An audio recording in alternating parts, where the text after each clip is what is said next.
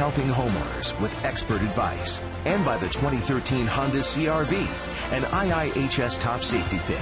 Honda is the official vehicle of the Toronto Blue Jays.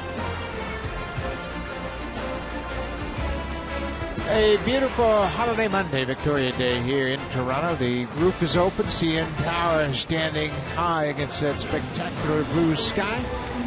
Joe Maddon's ball club is in town. It's a first of a 9-game homestand for the Jays. R.A. Dickey's the starter today, and generally starters come in and they get focused about their game. But Dickey had a little message for Colby Rasmus, his center fielder. Very long talk right there with Rasmus, and very pointed also. We'll watch him also. Maybe he is talking about defensive position in the outfield and certain counts against certain guys where he wants his center fielder. Fly ball type of pitcher is R.A. Dickey, and today he is helping his center fielder out. Yeah, that's a good shot, and Dickey does pay attention to where his defense is. He wants the defense up the middle to play the gaps, especially on the infield, and he says, I got the middle of the diamond covered. Colby Rasmus, we're going to keep an eye on him. He's played great defensively all season long. Now it's time for the starting lineups, brought to you by Quaker State. Real, durable oil. Joe Maddon's Tampa Bay Rays have scored more runs than anybody in baseball over the last month. They have been red hot with the bats. Desmond Jennings is the key to their offense, and against the Blue Jays, he's always hit very well. He's a key guy to set the table. Matt Joyce had a 5 RBI game against the Orioles. Evan Longoria has a hit streak going. He is a guy that has done a terrific job throughout his career against the Blue Jays, and they are set to take on R.A. Dickey. Best start of his Blue Jays career his last time out against San Francisco. He was throwing his knuckleball in the strike zone and letting it work, doing it all game long versus the San Francisco Giants. Just 2 earned runs and 10 strikeouts. Now we have to watch this afternoon against Tampa Bay. They were very patient against R.A. Dickey down in Tropicana Field. Last time out, 5 walks in 6 innings for Dickey. Out 5 walks in 6 innings for Dickey. Day game here in the sun is going to be a challenge for the defense. It's Melky Cabrera, Colby Rasmus, and Jose Bautista from left to right. Laurie and Kawasaki on the left side of the infield. Bonifacio and Encarnacion on the right side. And Henry Blanco back behind the plate to handle that knuckler of R.A. Dickey. Emilio Bonifacio much better at second base. 4 straight starts now at second base. The Blue Jays said they wanted to get him some more consistent playing time.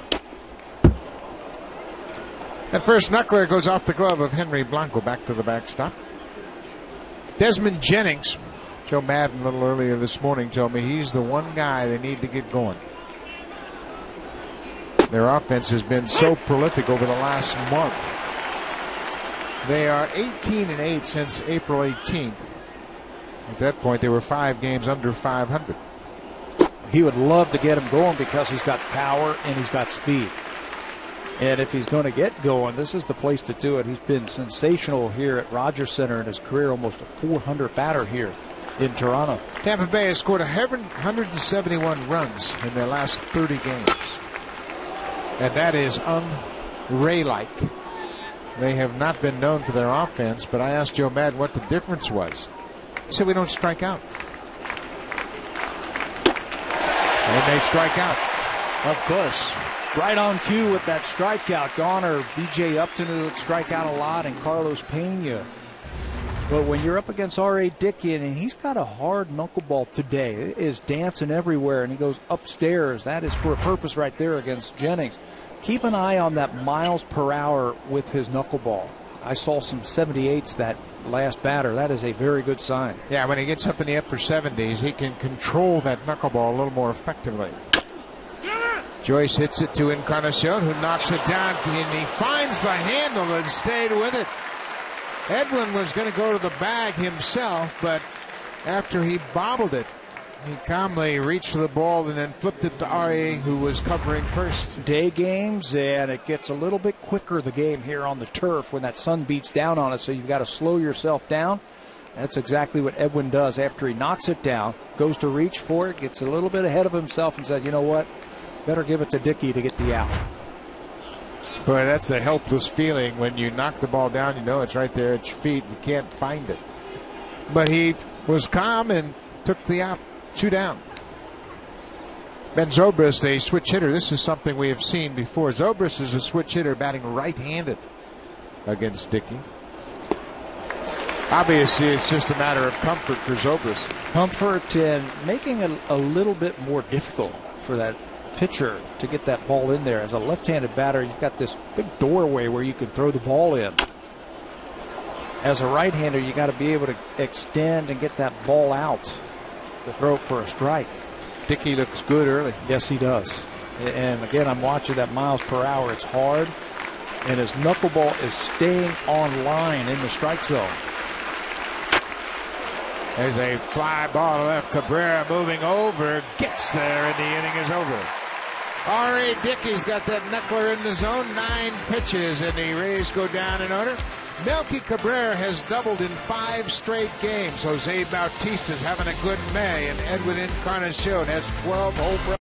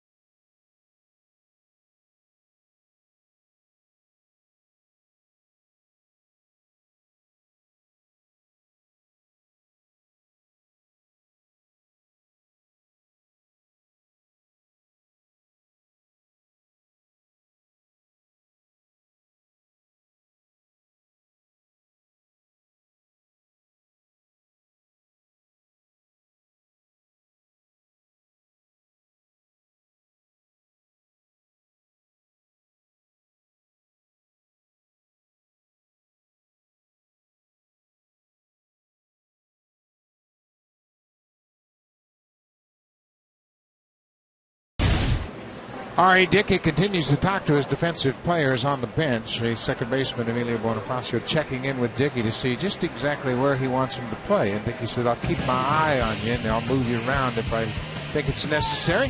Now it's time to take a look at the Blue Jays lineup for John Givens. The Jays scored just 2 runs on 12 hits and 2 losses to the Yankees. Melky Cabrera against Tampa Bay, 7 for 19, 3 doubles. He has hit doubles in each of his last 5 games. Jose Bautista right behind the Dodgers' eyes, and he's enjoying a good month of May.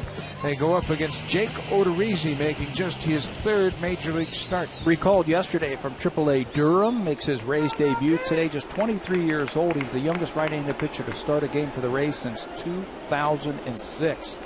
There are his numbers this year in Durham. Melky Cabrera looks at one outside. We mentioned 5 straight games with a double for Cabrera. He has been swinging great and really selective. He's really narrowed down his strike zone. Shrunk the strike zone, if you will. And when pitchers are making mistakes now against Melky Cabrera, he's hitting it and hitting it hard. Pulling the ball with authority to right field. There's the pitch he was swinging at the entire month of April. Now he lays off. This is what the Blue Jays expected they would get from Melky Cabrera. Good at bats, solid professional at bats. Just fouled off by Cabrera. What do the Blue Jays hitters do against a guy they haven't seen before? Well, they would love to see a lot of pitches. They go in and they watch a lot of film of Odorizzi to try and get the scouting report on him. And especially your first at bat, see a lot of pitches. Stay hot, Melky. Boy, it looked like he knew what was coming right there. Stroked that ball through the 5-6 hole. Leadoff base hit for Melky Cabrera. Take a look at the defense. The Rays have 7 straight airless games under their belt. Full Jennings and Joyce in the outfield. A lot of speed in the outfield. Gold Glover at third and Evan Longoria, former Blue Jay Yunel Escobar as a shortstop. Ben Zobrist at second, loaning a great glove at first. And Jose Lobaton behind the plate for Jake Odorizzi. Just 18 errors on the season for the Tampa Bay Rays. A lot of interchangeable parts that Joe Maddon can play with defensively. One of them is Ben Zobrist. Zobrist has started 20 games in right field, 17 at second base, 4 at shortstop. He is a very good, very underrated big leaguer. Bautista, a little tapper out in front of home. It trickles into foul ground. Jose Bautista hitting in the 2 spot. John Gibbons continues to go with this lineup with Cabrera, Bautista, and Encarnacion top of the order. Get him some thunder in the first inning. That's the whole idea right now with Bautista and Encarnacion moved up. And with the way Melky is swinging the bat, Blue Jays have done well early in the game. Bautista chases that pitch up and away. Jays have scored 28 runs in the first inning. They've outscored their opponent by 3 runs. But now with Cabrera swinging a hot bat, you would expect that number to go up. 1-2. We spoke to Joe Madden about Odorizzi. They had him in spring training, and he compared him to Jeremy Hellickson in that he works quickly, uses fastball changeup, and said he might get a few more strikeouts than Hellickson. Better arm, throws a little bit harder. His fastball is about 93 miles an hour, and it's got some movement to it. He'll throw the changeup and the curveball to left-handers, so we'll watch that this afternoon. This time it looks like he threw an off-speed pitch, a curveball right over the top. That's a yellow hammer right there. Spins a good breaking ball to get Bautista. Yeah, he has had some big strikeout games in the minors. Edwin Encarnacion.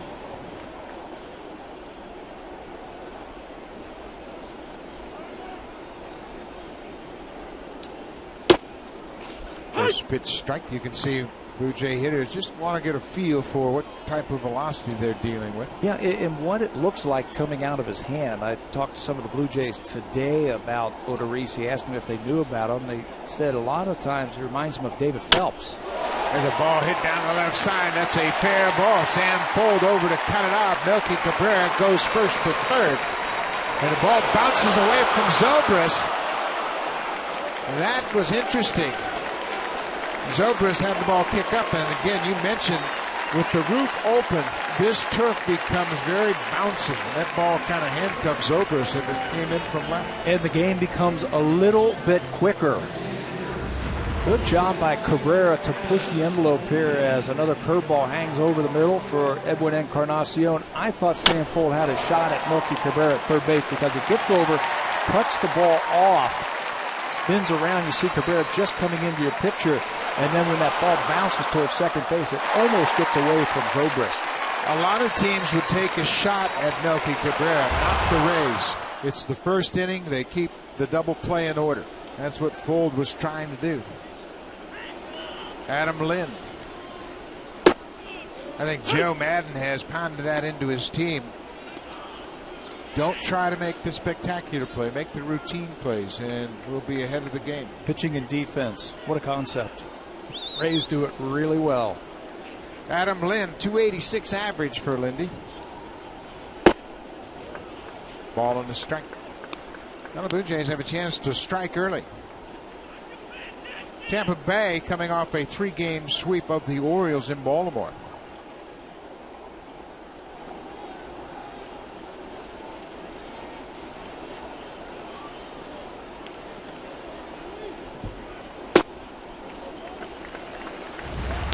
When the throw got away from Zobrist, the second baseman, Louis Rivera, always thinking one step ahead, had thoughts of maybe sending Cabrera, but he put on the brakes. It's tough to stop and then start again and move up 90 feet. Well, and two, Melky's got a sore quad, a sore hamstring, and he's really pushing the envelope when he goes first to third, and he had come to a stop at third. It's tough to restart.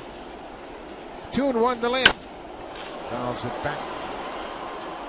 One thing that I've noticed about Adam Lind over the last couple of weeks is how quiet he is at the plate. Seeing the ball really well. And he doesn't have a lot of extra movement. There's his last 10 games, almost a 400 average and 3 home runs. Saturday afternoon, he had a pair of doubles, going 2 for 4 against New York.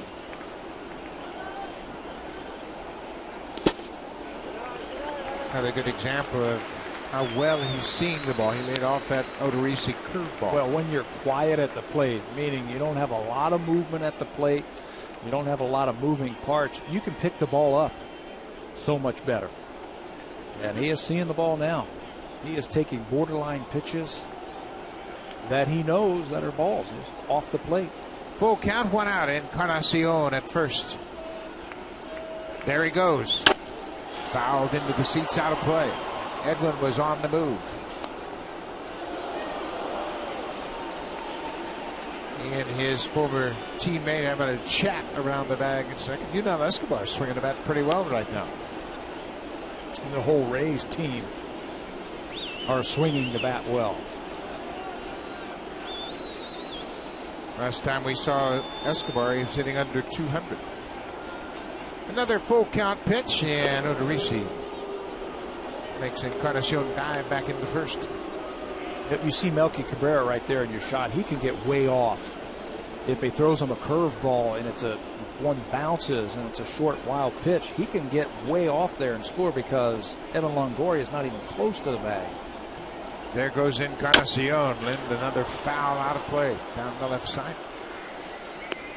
Yeah, it's something you have to pick up on as a base runner. Just recognize that Longoria is so far away. And it's not about stealing. It's not about anything other than ball in the dirt. Look at how far Longoria is. Now, the rule of thumb for a base runner is you get off as far as the third baseman. If you did that, he'd be halfway to home. So you don't want to do that. But maybe you can score on a very short, wild pitch. Lind is hanging tough against Odorizzi, and Edwin Encarnacion is getting his sprints in. Edwin will walk back to first base. It's the third time he's been on the move on the full count pitch, and Lind has fouled off 3 straight. A gorgeous day here on this Victoria Day. 23 degrees at the start of play today, an area breath of wind.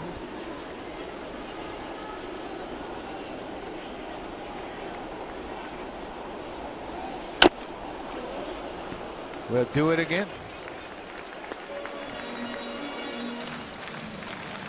Odorizzi has been on the radar a long time as one of the top prospects in the minor leagues. This is the offseason deal that sent Odorizzi from Kansas City to Tampa Bay. James Shields and Wade Davis, 2 starting pitchers, in exchange for Will Myers, one of the best outfield prospects in the game, and Jake Odorizzi. Yeah, there were some other bodies involved in that, some other young players that went to Tampa Bay, but Odorizzi possesses a very good arm. If you're going to give up a James Shields and Wade Davis, 2 bona fide big league pitchers, you've got to get some young pitching in return. The Rays wanted Odorizzi, and he's been traded a couple times for some pretty good pitchers. December 19, 2010, Kansas City sent Zach Greinke and Yuniesky Betancourt to Milwaukee in exchange for Jake Odorizzi, Lorenzo Cain, Alcides Escobar, and Jeremy Jeffers. That's a pretty good trade. Kansas City center fielder is Cain. The shortstop is Escobar. Jeffers is in the Blue Jays minor leagues now. There goes Encarnacion. Another foul back. 7 foul balls now. And 7 sprints. 7 sprints for Edwin. Getting their work in. Take your time walking back there. You have earned it. So Odorizzi has been traded for a Cy Young Award winner in Greinke. And 2 starters in Kansas City. And a great starter in James Shields. Quite a battle going on here between Odorizzi and Lind. There goes Encarnacion. This ball is hit deep into center field. Jesmond Jennings, Sam Fold makes the catch. Tagging at third is Cabrera. He'll come in to score. And Escobar throws the ball away. And now the ball goes into the dugout. And that will snap the string of 7 straight airless games as Cabrera scores on the sac fly. Encarnacion will walk over to third on Unel's 2-base error. 7 in a row, and it ends on a play really that shouldn't have been made right here. Encarnacion was going to get back. Escobar had no chance of getting Encarnacion at first base as he tries to surprise him. Now, when the ball is thrown from the field of play into the dugout out of play, it's 2 bases, so that's how Encarnacion ends up at third. And he's happy to walk over there after doing 7 sprints before Lind had the sac fly. 12 pitch at bat for Lind, and it results in an RBI and a Blue Jays lead. Brett Laurie.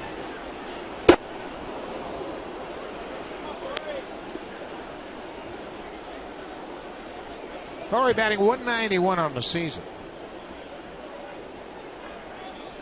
Rest of his season got off to a delayed start with that oblique injury in spring training. Pitch him away, play him away. That's exactly what the Rays are doing here against Brett Laurie. Outfield shift a little bit towards right field. They've kept the ball away from him. There's a runner on base. Look at the middle of the diamond if you can get it right past Odorizzi. Huge hole right back through the middle. 0-2. Laurie protects that plate and hits it into the seats. Still pitching him away. It's been around forever in baseball. Pitch him away, play him away. Stay away from his power. Right now, he just needs a little flare into right.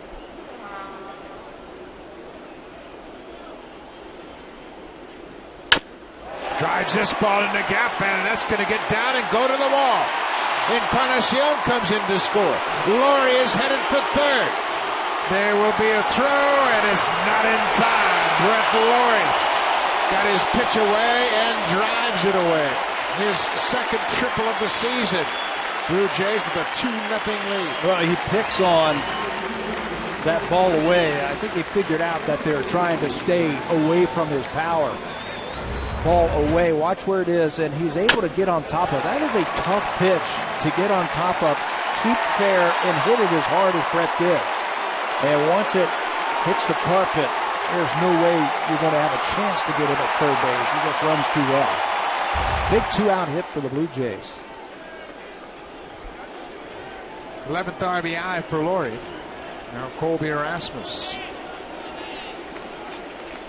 Rasmus goes out for the first pitch, and it's a pop-up into left. Sam Fold is there, and he makes the catch, but the Blue Jays break first. Against Jake Odorizzi, making his first start for the Rays. 2 runs on 3 hits. Lind and Laurie doing the damage.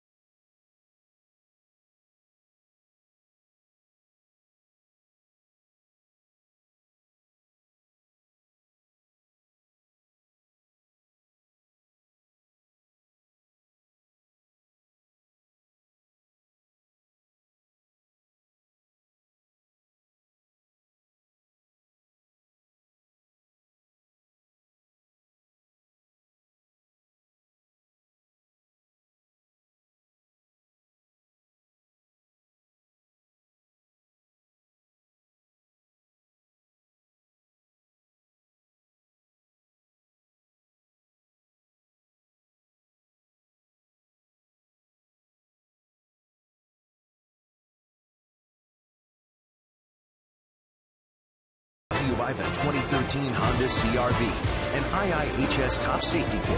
Honda is the official vehicle of the Toronto Blue Jays. Beautiful afternoon.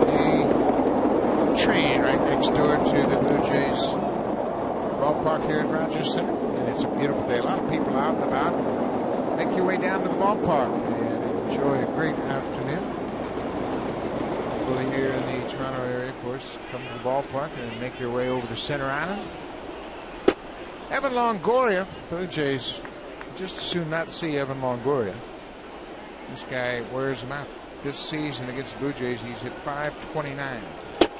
That's right, .529, 9 for 17, 2 home runs and 8 RBIs. Oh, I always remember that look that John Gibbons gave when they tried to pitch around him, and he ended up getting a double down in Tropicana Field and ended up scoring what would be the winning run.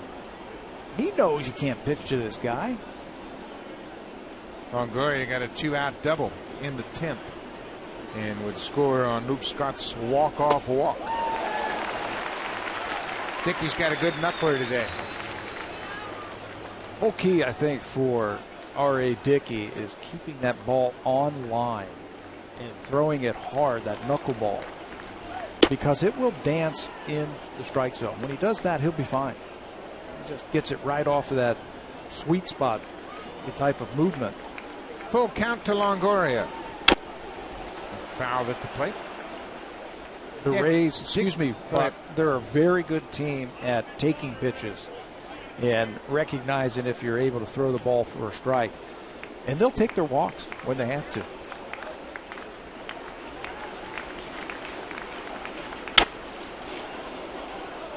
Longoria with a single, and that's his 10th hit against the Blue Jays this season. So he's aboard to start the second. R.A. went out against the Giants last time. As we look at this swing, it's not a bad knuckler at all. He hit it right off the top of his shoes. Against the Giants, he threw 115 pitches, and 10 strikeouts will elevate the pitch count, but he was very good. Of course, he had lots of room to work. Blue Jays scored 6 runs on 6 hits in the first against Barry Zito. James Loney. Loney has been a terrific addition to this ball club, and I have to admit, when I saw the signing of Loney, I thought, oh, that's okay. You know, just another guy that'll fill in, but look at his numbers. And he has really changed the complexion of their offense.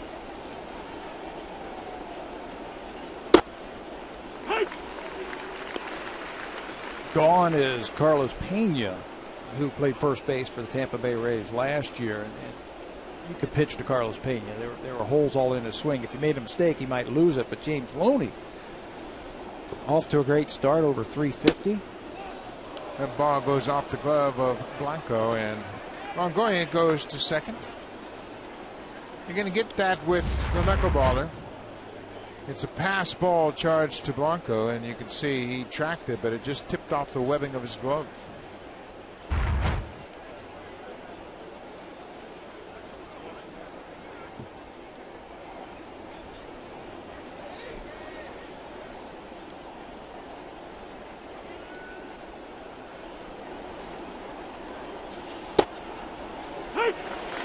There's a strike. Loney wasn't so sure of that. You can see they are tracking the ball just a little bit more patient this inning. 9 pitches for Dickey in the first inning. This is another reason why Loney has made a difference. 366 with runners in scoring position. Puts that ball in play, but foul. Loney's gotten off to a great start on the road. In the first 21 road games for Tampa Bay, he's got a .412 average. Second highest road average for a Rays hitter in the first 21 games of the season. Hits this ball on the ground. Kawasaki has to go to first. Longoria moves up. Longoria read that ball very well. Knew it wasn't hit that hard. So he moves over to third. Yeah, his timing of his secondary lead, he was out on that front foot right when the ball was crossing the plate. So he could read that ball off the bat. Squibbed by Loney, but he moves up 90 feet, and those are the types of plays that you don't see in the box score. He got a measly single to start the inning, and the next thing you know, he's standing at third base in less than 2 outs. Yeah, and gives Luke Scott a golden opportunity to drive in a run.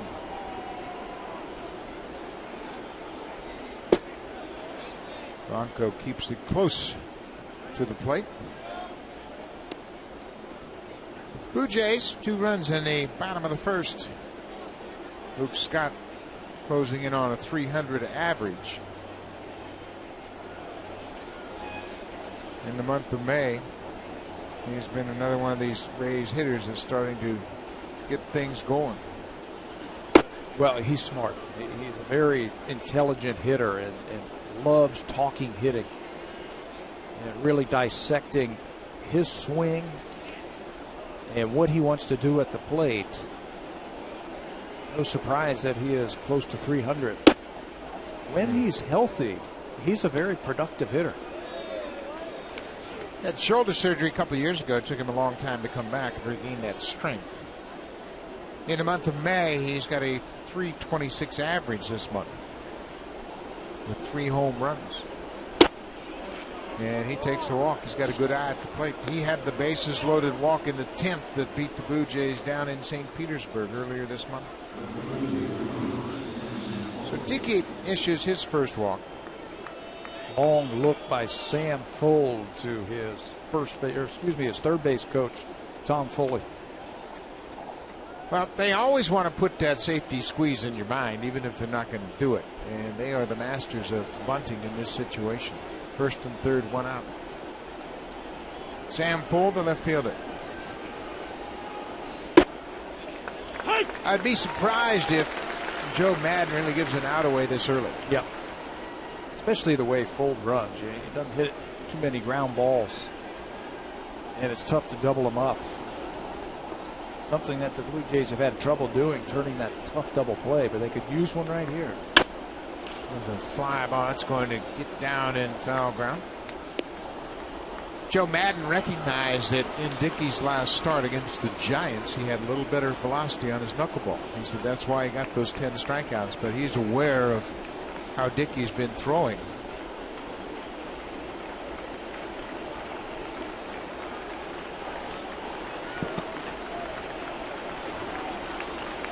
Oh, and 2 to Fuld. And he fights it off and stays alive. Blue Jays scored 2 runs in the bottom of the first. In their last 4 home games, they've outscored their opponents 14 to 1. Of course, the Giants series, they got 6 one night, 5 the next. Yeah, some of those were handed to them by the sloppy defense of the Giants, but you got to take it. Fuld hits it on the ground. Should be 2. Bonifacio, Kawasaki, not in time. Bonifacio was too far away from second to give that backhanded toss. He needed to pivot and give Kawasaki a harder feed. Again, the Blue Jays unable to turn 2. Fuld runs really well. A couple of steps by Bonifacio, and he gives them a good feed there, and they were working on it the other day. A good turn by Kawasaki, but Fuld just runs too well from the left side. Already Dickey wanted that one. It's like, okay, boys, got 1 more to go here. I just think that when a second baseman gets that far away from second, he's got to turn and fire the ball. That backhanded flip is okay when you're closer. When you're moving towards the bag, anytime a second baseman has to take a step or 2 to his left, which would be towards first base, that's when you've got to pivot and give him a good overhand throw. 2 down. Dickey is concerned about Fuld at first, who runs well. Jose Lobaton, also a switch hitter that's batting right-handed. Tampa Bay Rays, they'll do those unconventional things all the time. They had reverse splits on Ricky Romero, so they would send their switch hitters up there hitting left-handed.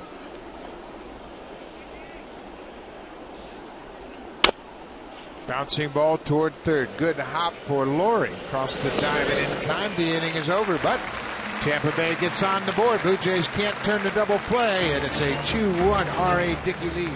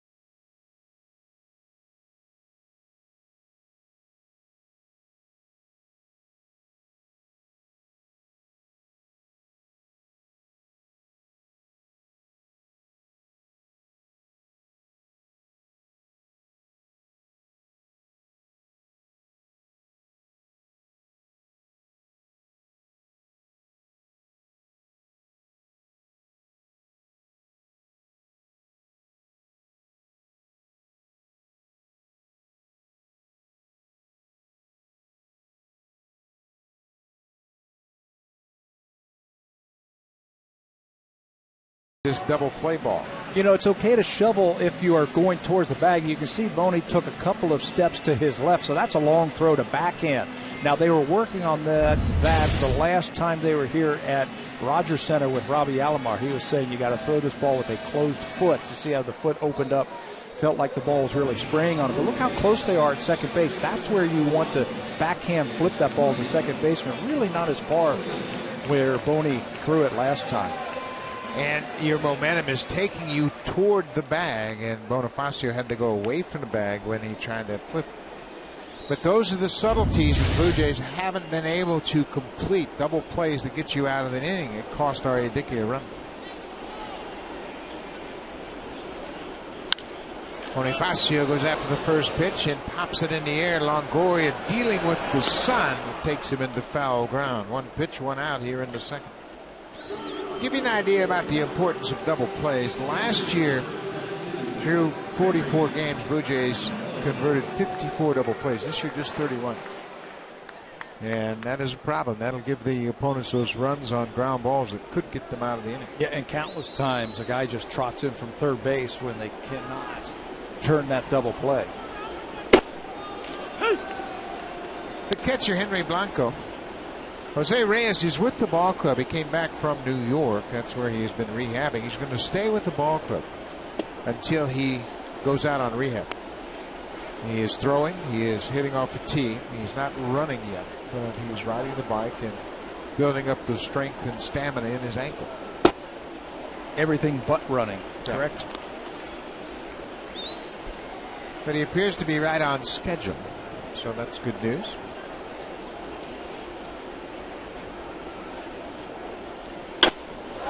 Blanco drives it down the left side. That's going to go up against the wall. Blanco's around first. Here's the throw. Folds throw is not in time. The throw is in time, but Zobrist missed the tag. He turns quickly to argue with C.B. Buckner, and he's going to get some support as here comes the manager, Joe Madden. Fold made a strong throw.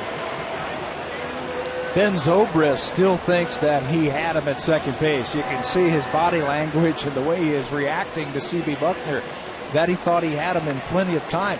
Fold throws really well for a left fielder. Joe Madden wants to talk about this one with Buckner at second base. 9 times out of 10, you'll see when that throw beats the runner, he's going to be called out. We'll see if Blanco was able to get that hand in. From that angle, it looked like the tag was laid before he got to the bag, and I think that's where the argument from Zobrist is. Yeah, and Zobrist can feel that he had put the tag on him. You can't fault C.B. Buckner for his position. He was looking right at the play, but it appeared as though Blanco was out. So Blanco's in scoring position for Munenori Kawasaki, the shortstop.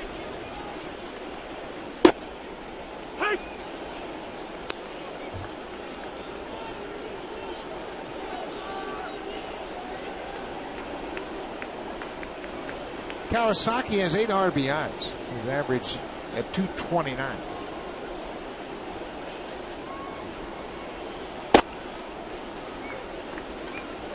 Munenori Kawasaki joined the Blue Jays the Saturday after Reyes got hurt. Reyes injured his ankle sliding into second base in Kansas City on April 12th, and Kawasaki has been with the team ever since. I haven't seen him give away an at-bat all year long either. He has really battled every time that he has stepped into that batter's box.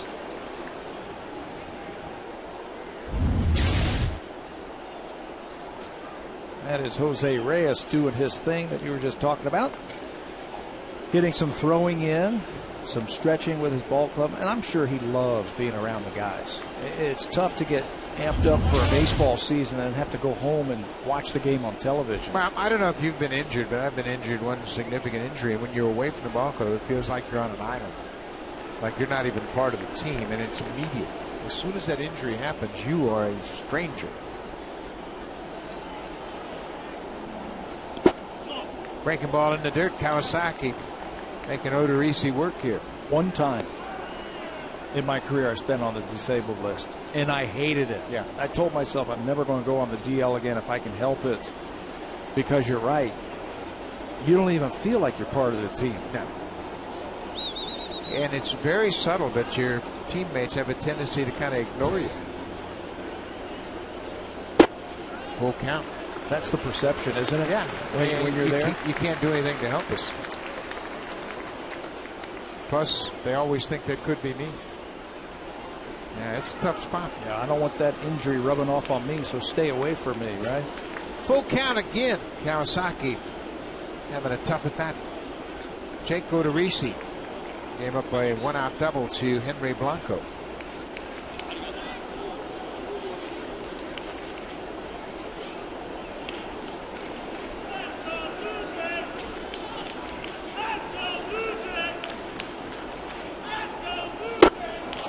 Kawasaki strikes out. Odorizzi gets his second strikeout of the afternoon on a fastball away. One of the fastballs that Odorizzi throws is a two-seamer. It's 89 to 94 miles an hour, but it's got great running movement on it. And you see it right there against Kawasaki. That ball started on the corner and ran right off the plate. But close enough for Kawasaki to offer at him. So there are 2 outs. Now the hottest Blue Jay hitter will step in. Melky Cabrera has already collected a hit this afternoon. He goes after that off-speed pitch. Odorizzi not giving him that first pitch fastball that he was looking for.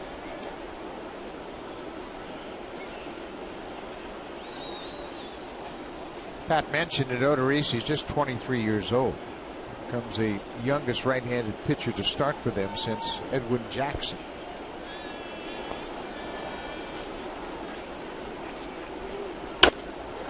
Cabrera is quickly behind 0-2. Doesn't it seem like we say that every year about the Tampa Bay Rays? Young pitchers? Yeah, here's another young pitcher coming up through the farm system. Yeah, they've done a terrific job, and as we mentioned in the open, Odorizzi is only the 17th starting pitcher to pitch for the Rays in the last 6 seasons. You know what they are when they get here too, Buck? They're Polished. Polished pitchers. Jim Hickey says they've got to be able to command the fastball, and they've got to be able to throw their changeup over for strikes. And every one of the guys that we have seen over the last few years out of that farm system, those young pitchers, they command stuff. 1-2 to Cabrera. There's a fly ball into right. It's going to get down and drop for a base hit. Blanco is around third. He'll come in to score. Here goes Cabrera. He's into second with another double. Melky Cabrera, on those sore wheels, extends his hit streak to 6 straight games with a double. You know, it makes a manager so happy when they can pick up those 2-out RBIs. Blanco doubled, looked like he might have been out at second base, so they get a chance to score the run, and that's what Melky does. Just floops it into right field. The right fielder, JOYCE, didn't get a good read off the bat. And the high bounce. That's the read that Cabrera has, that he makes it into second base. 10th double of the season for Melky Cabrera, and he has doubled now in 6 straight games. Jose Bautista rips it to Longoria. The Gold Glover sucks it up, throws across the diamond, and the inning is over. But Melky Cabrera delivers a 2-out RBI double to get that run back. The Blue Jays have a 3-1 lead after 2.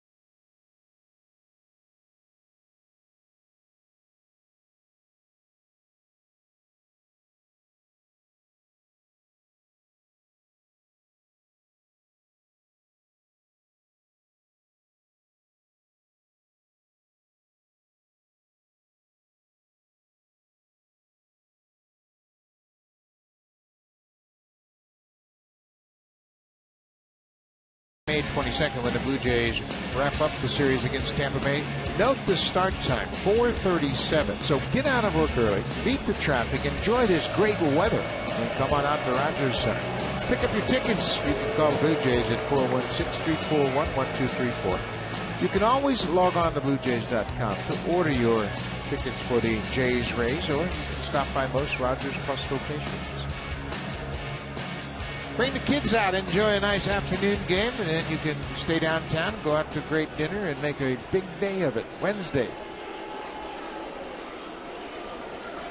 Yunel Escobar swings at the first pitch. Laurie to his left makes a nice play. Escobar is retired on one pitch.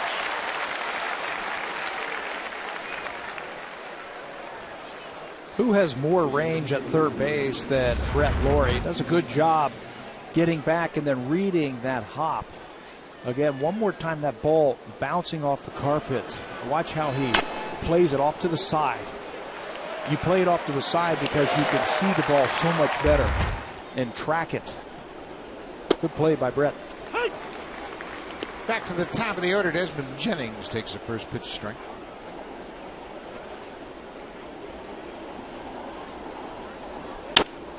Ball is hit high into the air in center. It's carrying Colby Rasmus all the way onto the track and runs it down. R.A. Dickey talked to Colby Rasmus at the start of this game and said, you know what, you might want to play a little bit deeper and shade to the right center alley, but Rasmus ran it down, and Dickey appreciates the effort.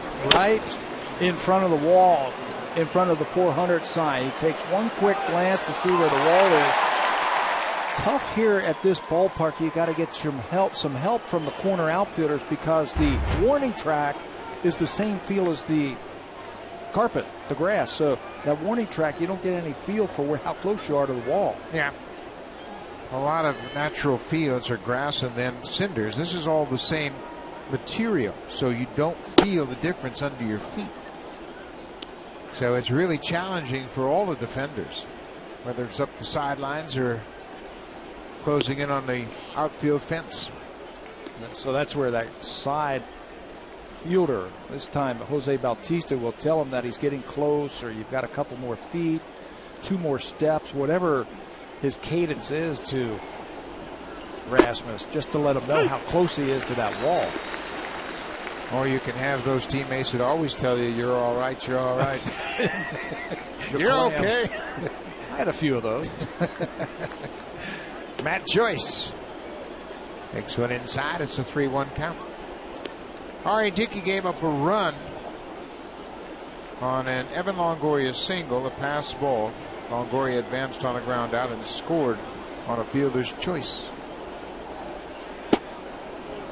And Joyce will take the 2-out walk. Second walk of the afternoon issued by Dickey.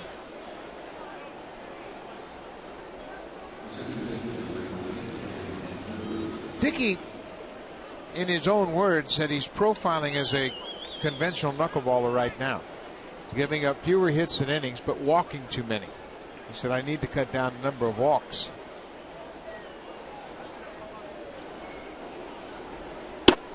He never had that problem at all last year for the Mets. I was amazed at the strikeouts and walks when I looked at his numbers from last year, how he was able to command that knuckleball within the strike zone. That ball is fouled off the catcher. He's walked 26 batters so far this season. This is his 10th start. Those are his numbers against Tampa Bay for his career.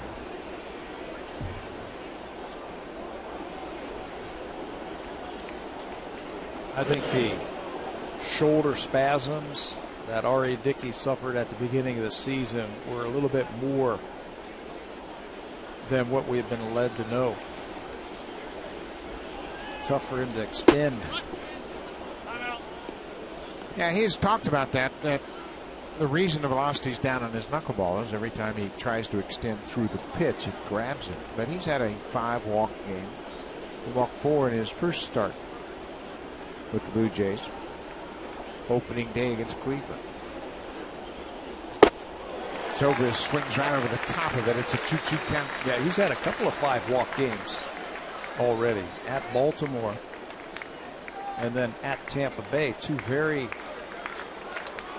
patient teams at the plate that will force you to throw that thing in there.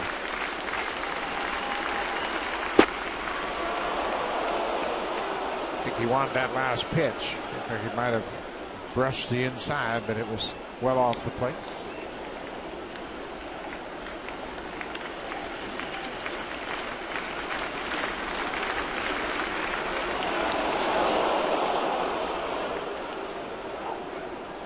Full count, 2 outs. Matt Joyce will be off on the pitch. There he goes. Zobrist pulls it into left field. Joyce is going to stop at second, as Zobrist has his first of the afternoon.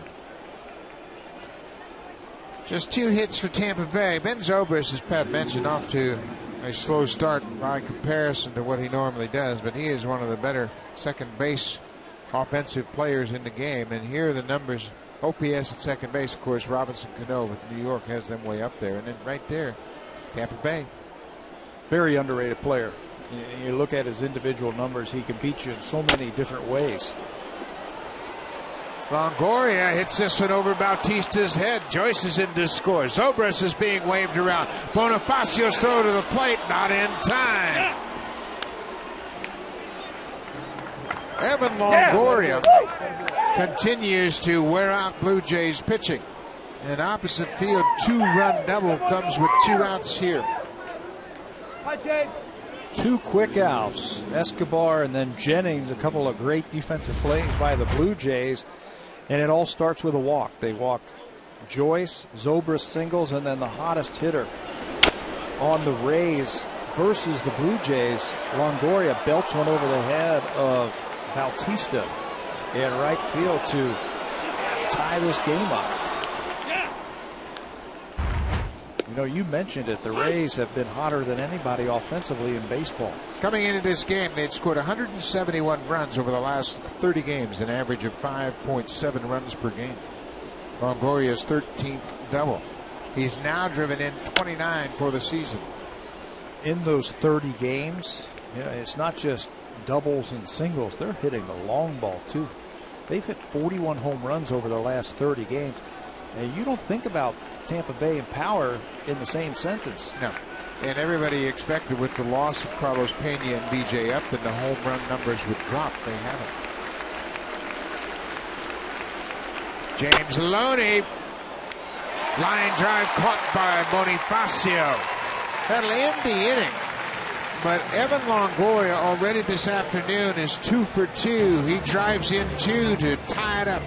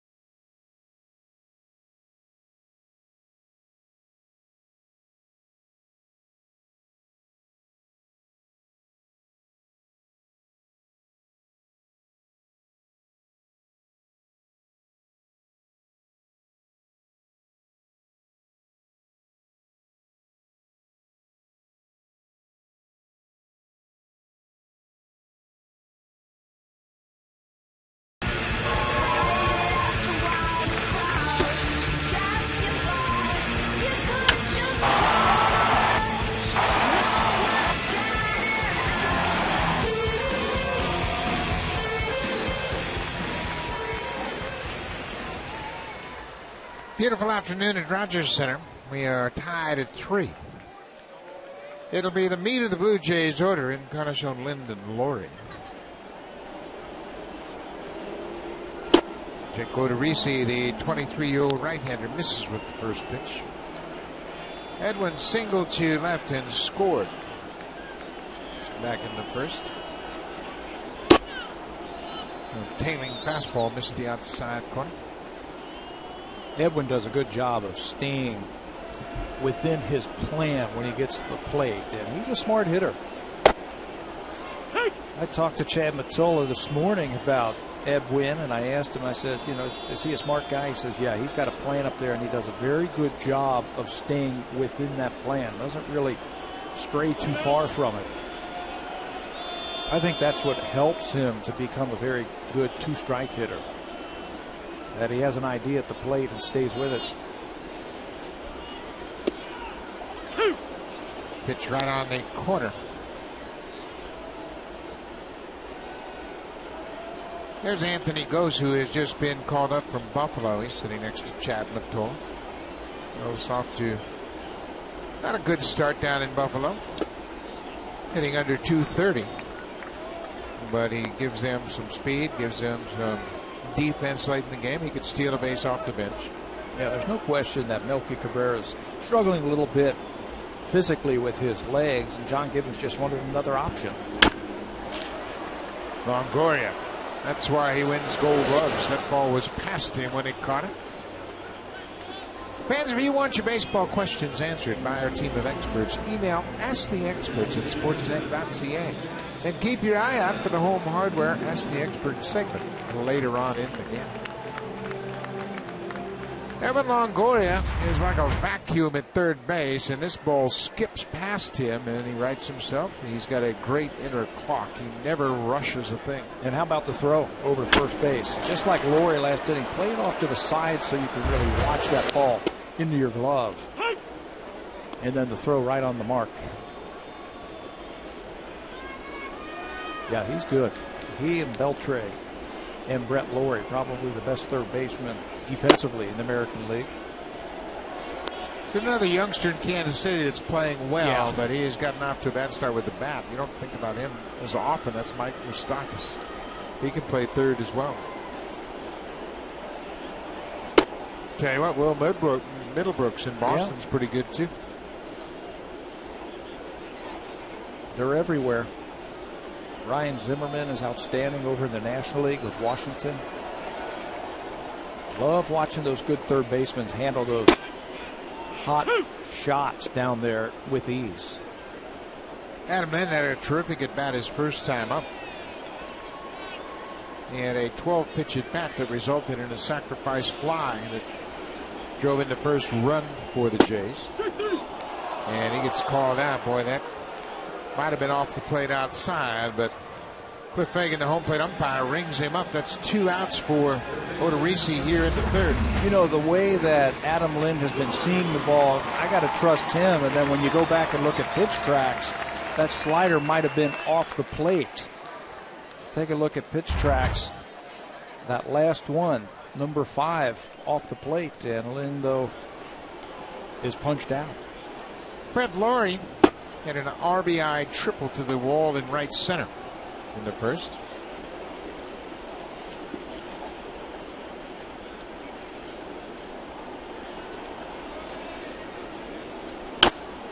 Pops this one back out of play.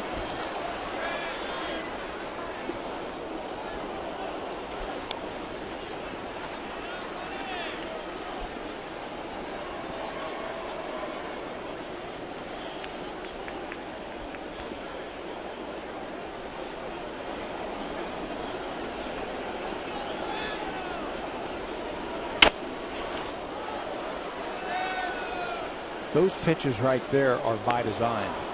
Scouting report on Jake Odorizzi is he's got a good feel for pitching. He's got a lot of poise out there, and he can work up in the strike zone. There's lots of strikes, and he'll climb up there. He drops that breaking ball on Laurie. He got a piece of it, but the catcher held on for a strikeout. 2 strikeouts in the inning. Odorizzi starting to settle in. It's a 3-3 game. The curveball gets Lori.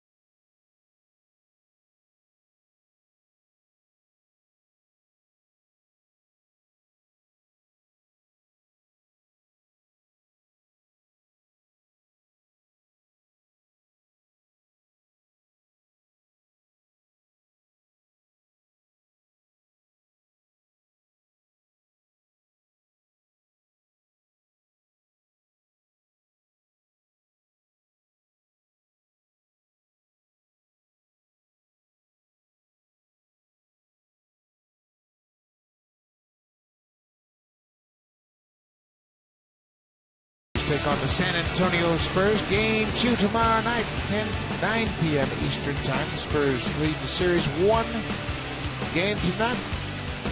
NBA basketball on the score tomorrow night. Tony Parker, the big man for the San Antonio Spurs in that game. Parker, 20 points, 9 assists. They had 28 assists, the Spurs, so they know how to play a team game. R.A. Dickey missed with the first pitch to Luke Scott. Scott walked his first time up. Good time he takes his strike.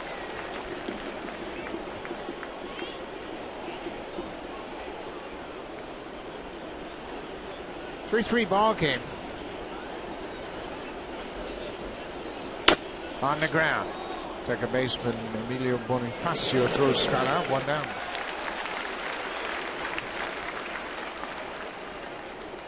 Tampa Bay really turned things around after a slow start, but Joe Madden has a knack for keeping everybody calm. Tampa Bay now 23-20, tied with the Orioles after sweeping Baltimore at Camden Yards over the weekend. You know what Joe Madden is really good at? Putting his players in position to succeed. He'll look at matchups all morning long before a ball game and try and find the right combination with his hitters, or if it's his relief pitchers, whatever it is, trying to put that lineup together, and he helps his players into position to succeed. And there are examples all over baseball of Tampa Bay Rays that have performed well with Joe Madden and moved on, and not performed as well. Sam Folds lifts a pop fly down the left side, and Cabrera is there. 2 outs. But Joe Madden's had B.J. Upton, who turned his career into a multi-year free agent contract. Carl Crawford's never been the same player since he left the Rays. Joaquin Benoit, Rafael Soriano, they all spun their time with Tampa Bay into lucrative multi-year contracts. How about Jeff Keppinger when he came over to Tampa Bay, and Joe Madden had him play all over the infield, if he put him against the right pitchers, and he had a great season in his free agent year, signed a big deal with the White Sox, and he's really not the same. Fly ball to center. Ball is really carrying today, and that's going to be over the head of Rasmus off the wall, and Jose Lobaton is going to end up at second with a stand-up double. His 4th double of the season. Where the ball is really traveling here this afternoon. Yeah, I think the outfielders are going to have to realize that and maybe take a couple of steps back. Lobaton's not really a power guy, but he gets a pitch over the middle of the plate, and it looked like just a fly ball to center field. But Rasmus keeps going back, and then realizes that's going to be off the wall for extra bases. We have seen Longoria's hit surprise the Blue Jays outfielders. Great play by Rasmus last inning. on a ball that kept carrying by Desmond Jennings. Yeah, everything's a little bit different with the roof open. 2 outs. Yunel Escobar. Another ground ball to third. Big hop for Laurie. And the inning is over. So R.A. Dickey gives up a 2-out double and nothing else. Middle of the fourth. It's a 3-3 game.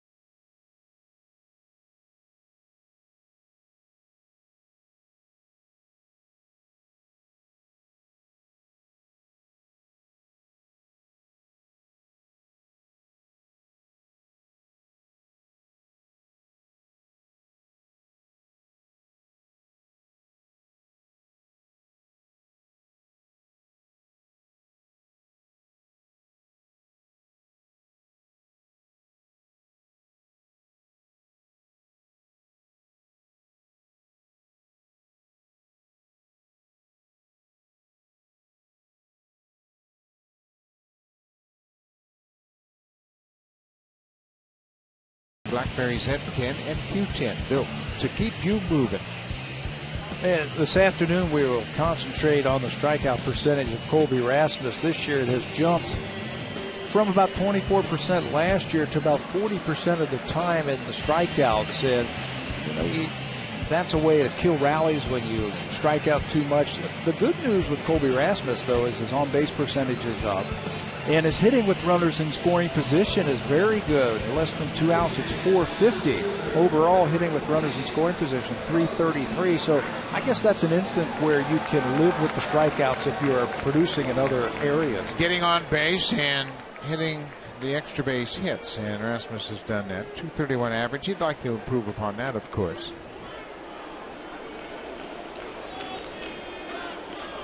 Rasmus, Bonifacio, and Blanco for the Blue Jays here. Jake Odorizzi has retired 4 straight, set the Blue Jays down in order in the third.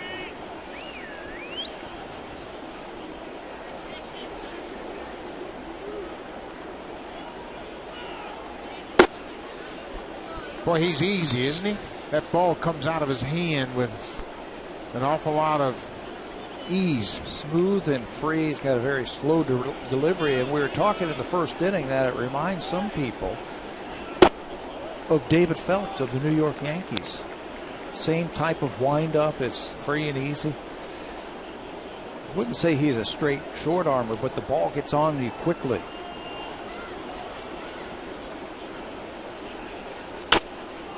This is popped up. Loney is battling the sun. The first baseman gets down there and makes the catch. 1 out. Well, we talked about Odorizzi being just 23 years old, and he's the youngest since 2006, youngest right-hander to start. But the left-hander Matt Moore is 23. Odorizzi's 23. Alex Cobb we'll see tomorrow. He's 25, and on Wednesday, Jeremy Hellickson, 26 years old. He'll start.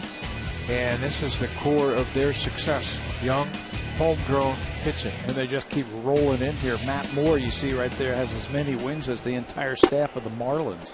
How about that? His 8 wins. Won his 8th game yesterday in the finale against the Orioles. We mentioned that Odorizzi is just the 17th starter to be used by Tampa Bay in the last 6 seasons. For comparison's sake, since 2008, the Orioles have used 40. The Blue Jays have used 35. The Yankees have used 29. Boston's used 27. So the Rays have used 10 fewer pitchers to start than the Red Sox in the AL East. They condition them. They make sure they are polished when they get to the big leagues. And for the most part, as this ball knocks Bonifacio back, they stay healthy. Odorizzi is throwing only because David Price is on the disabled list. But those injuries are few and far between for the Tampa Bay Rays. Yeah, you saw a picture of Jim Hickey, the pitching coach, in the Rays dugout, and the staff does a good job of preparing. Plus, they've got a great team of coaches and coordinators in the minors. Dick Bosman is the pitching coordinator, longtime big league pitcher. Dewey Robinson is his assistant. Neil Allen is the AAA pitching coach. So there's a lot of expertise down in their system.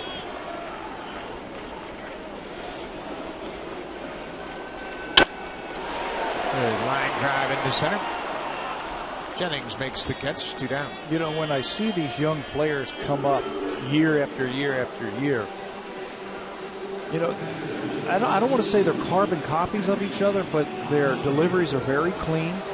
You don't see max effort guys. When was the last time you saw a Ray come up through the farm system that were max effort and they were all over the place? Never. No. They're under control. Under control. 2 outs for Henry Blanco. Blanco doubled his first time up. You could say that about the Minnesota Twins for years and years and years. They had guys who had command in the strike zone, and they were under control. Brad Radke, Frank Viola, Scott Baker, all those pitchers came through the system. Joe Mays, Scott Erickson, guys that threw strikes. Give you one final thought on the impact of starting pitching. The most wins in a season, or in the last 5 years, the Yankees have the most wins in the last 6 years, 506. Tampa Bay is second with 480. So starting pitching matters. Starters wins. I'm sure the Tampa Bay Rays are up there also. Henry Blanco will take a walk. Comes with 2 outs here in the 4th. That snaps a streak of 6 straight retired by Odorizzi. Yeah, wins by starters for the last 6 seasons going back to 2008. The Yankees have 355 wins from their starters. Tampa Bay 350. Then you look at the rest of the teams on that list. The Angels, the Rangers, and Boston. What are they? Playoff teams.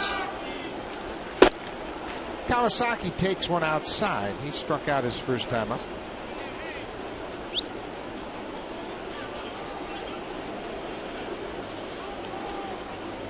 Three ball game. We're in the bottom of the 4th.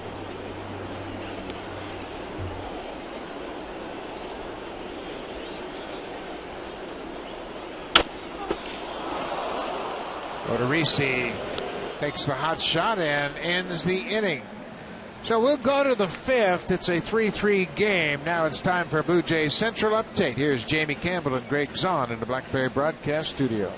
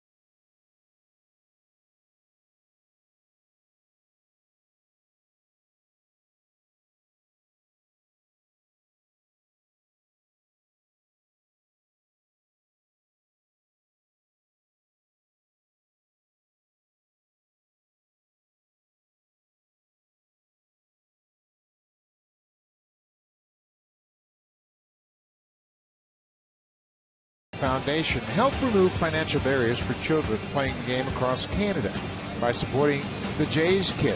Hashtag grow the game. For a minimum $20 donation, you'll receive a Blue Jays commemorative pin.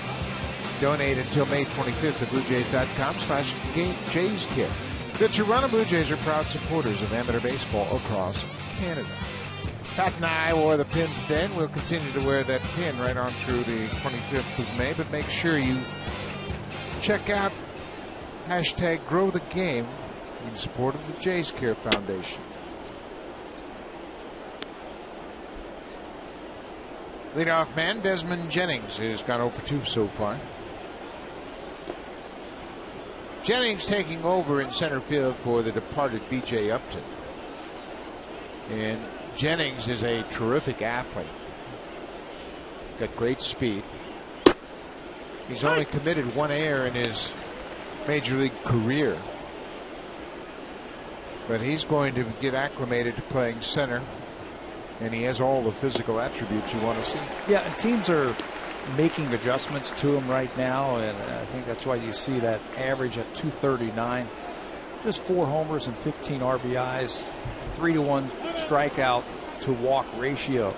He's better than that. And you were talking to Joe Madden, and he's saying, you've got to get this guy going right here and really help our offense. He's the one guy in their lineup who can really run. This is popped up into shallow center. Rasmus coming in. Jennings is retired.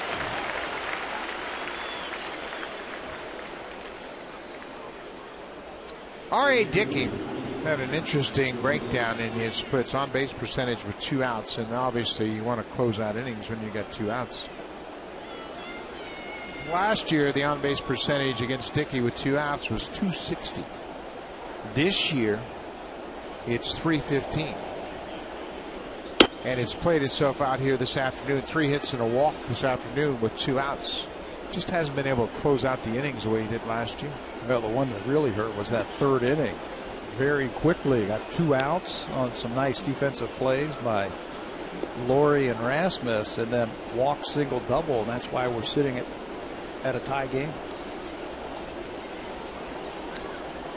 Matt Joyce.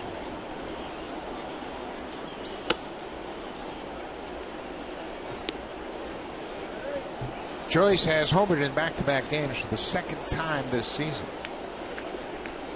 He had a 5 RBI game on Saturday against the Orioles. He's always an intriguing guy, and you know what, from afar you and I both think, well, if they played him every day he'd be a terrific player. But again, we get back to Joe Madden. Matches him up very well. Puts him in the right spot at the right time. Might have hit the most controversial double of the year yesterday in Baltimore. Yeah, it was quite an interesting replay and the discussion that took place on the field after he hit that ball off the wall and right. Here he strikes out. R.A. Dickey with his 2nd strikeout of the afternoon gets Joyce 2nd out of the inning. That's how you got to come back on a guy that you're down 3-0. You threw a fastball, then 2 knuckleballs. Watch this one dance within the strike zone. Stayed on top of that one quite nicely. Kept it in the strike zone. The movement picked up the strikeout. Ben Zobrist.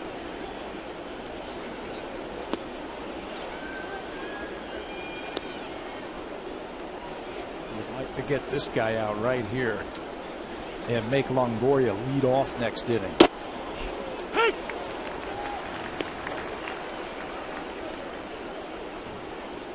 Guess who's playing hard again today? Laurie with that head first slide on the triple in the 1st inning. Made a couple of good defensive plays. He's been moving around.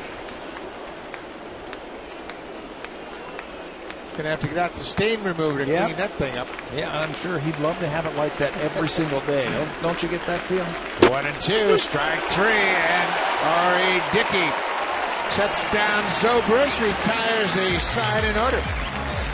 It's a 3-3 game. Melky Cabrera will lead things off. He's red hot already, 2 for 2. Bautista and then Edwin Encarnacion.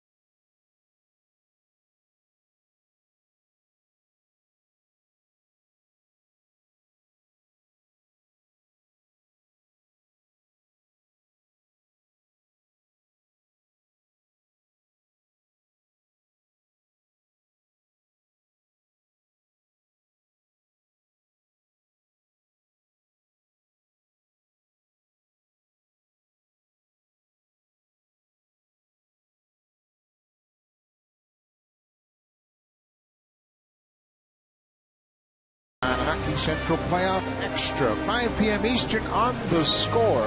Last night, a terrific double overtime game. The Ottawa Senators knocking off the Pittsburgh Penguins, and they are right back in that series. So make sure you check into Hockey Central Playoff Extra every night on The Score.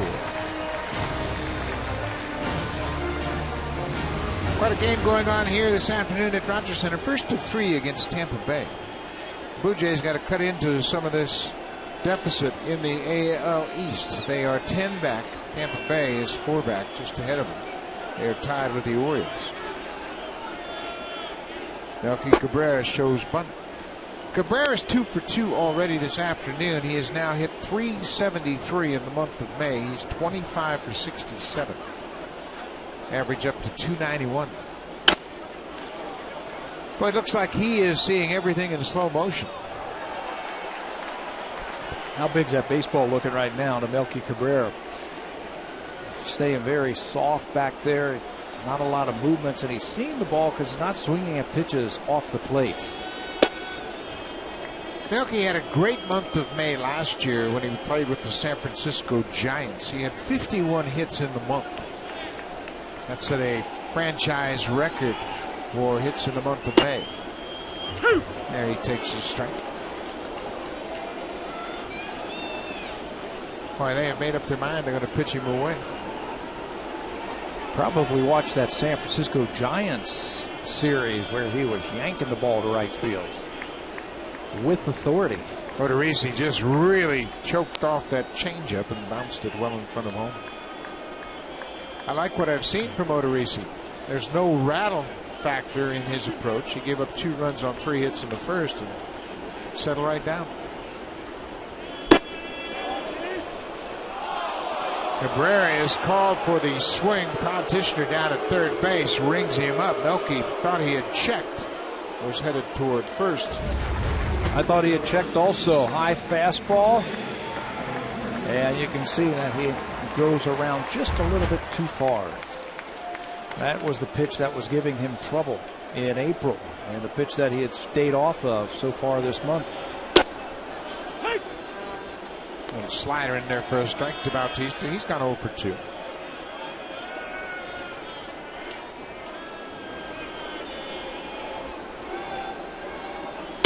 Speaking of Melky Cabrera in the month of May, how about that other Cabrera kid? Ooh, he's doing pretty good this month. He had a pretty good game yesterday. 3 home runs. He's got 7 homers and 19 RBIs in the month of May. Miguel Cabrera. He's 30 for 71 at start of play today. 30 for 71. A .423 average with major damage. Major damage. Lots of home runs, RBIs. Plays every day. High and foul down the left side. Yeah, too bad Miguel Cabrera's resting on his laurels. From Triple Crown last year, yeah.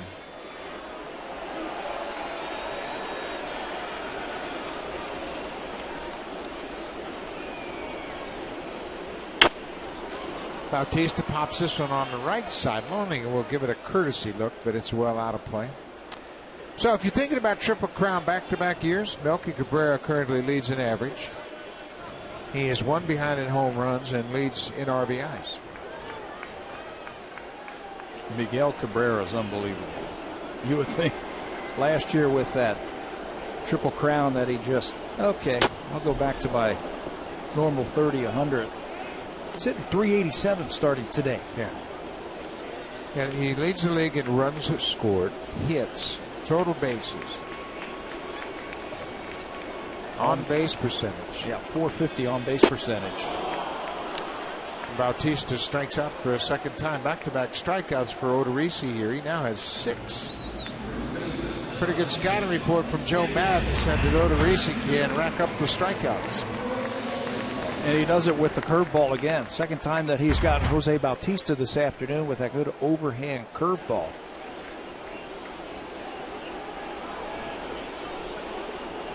Edwin Encarnacion's 1 for 2.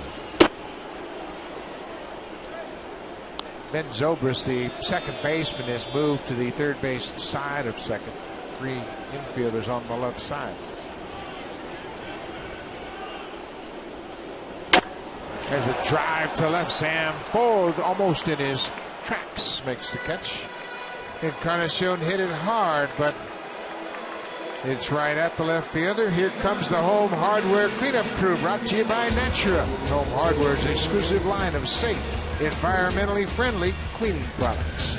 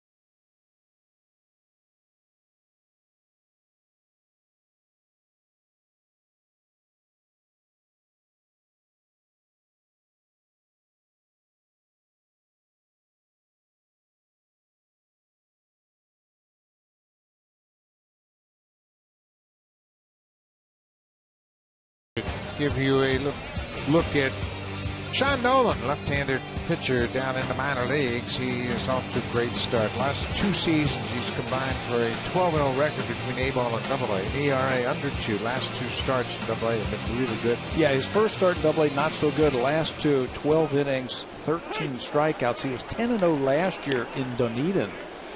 And started the year injured, so that's why he's only had 3 starts this year. 6th round draft pick in 2010. And I'll tell you, keep your eye on him. Yeah. He might be up here before you know it. Yeah, he's going to advance quickly. And Blue Jays are in need of starting pitching. They need a pitcher for Friday's game. Chad Jenkins has been pushed back to the bullpen with the rain out yesterday. I think he was supposed to start Sunday in New York. Then Jenkins was scheduled to start this game. Burley will start tomorrow. Jenkins back in the bullpen. And then Ramon Ortiz will start on Wednesday afternoon.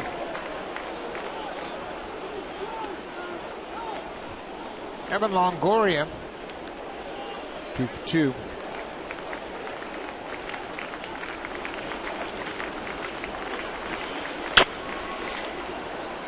Kawasaki behind second, throws him out.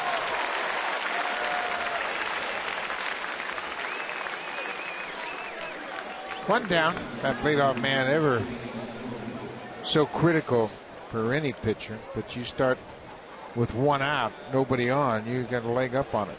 Especially when you're facing James Loney. I think he's second in the American League in hitting coming into play this afternoon.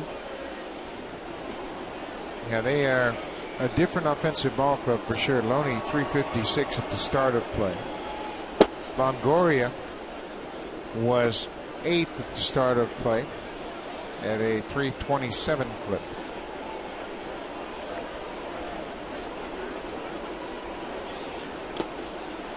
Loney's got a good approach when you really think about it. He played with the Dodgers most of his career. Last year he went in that Dodger-Red Sox trade and ended up in Boston. We didn't get to see a lot of him, but the one knock has always been he doesn't have power you'd like to have at first. I asked Eric Shelton the last time we were facing Tampa Bay. I said, what's up with Loney? You know, why is he hitting so well? He said he's trying to go back through the middle. He's using the whole field, and on top of the batting average going up, it's helping him see the ball just a little bit better. Keep that front shoulder in. Tampa Bay don't worry about the power. Forget about the power. Just be the type of hitter that you are, and that's the type of guy he is. And Loney takes a walk. A 1-out walk. Crosby is back. He's the most dangerous player in the game on the march to another cup. Bet on it. Subscribe today at sportsnet.ca/magazine.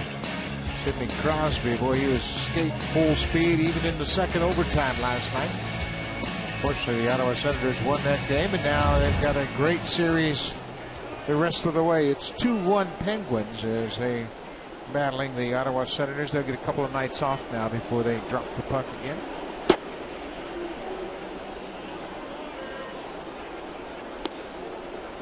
Luke Scott has walked and grounded out.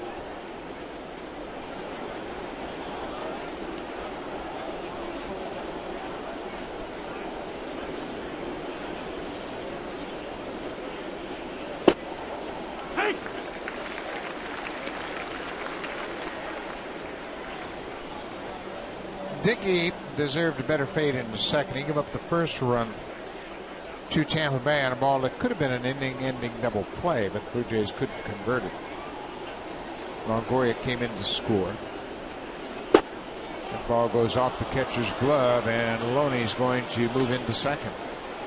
Again, a pass ball charged to the catcher eliminates the chance of that ground ball double play. That has happened to R.A. Dickey so many times this year, where he's got a chance to get out of the inning with a ground ball double play, a pass ball, and you've got to put up with that. That's part of having a knuckleball pitcher on your roster. But it takes him out of the double play, puts a guy into scoring position, puts a little bit more pressure on you.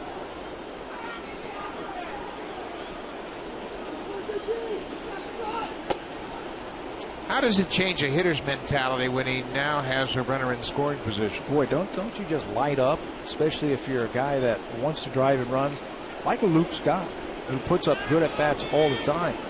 You now have a guy in scoring position. You get one into the outfield, you've got yourself an RBI.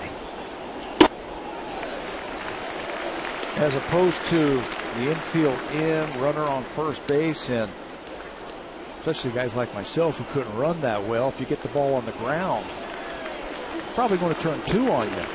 Luke Scott's got a .400 average with runners in scoring position. He just lights up when those guys are on base.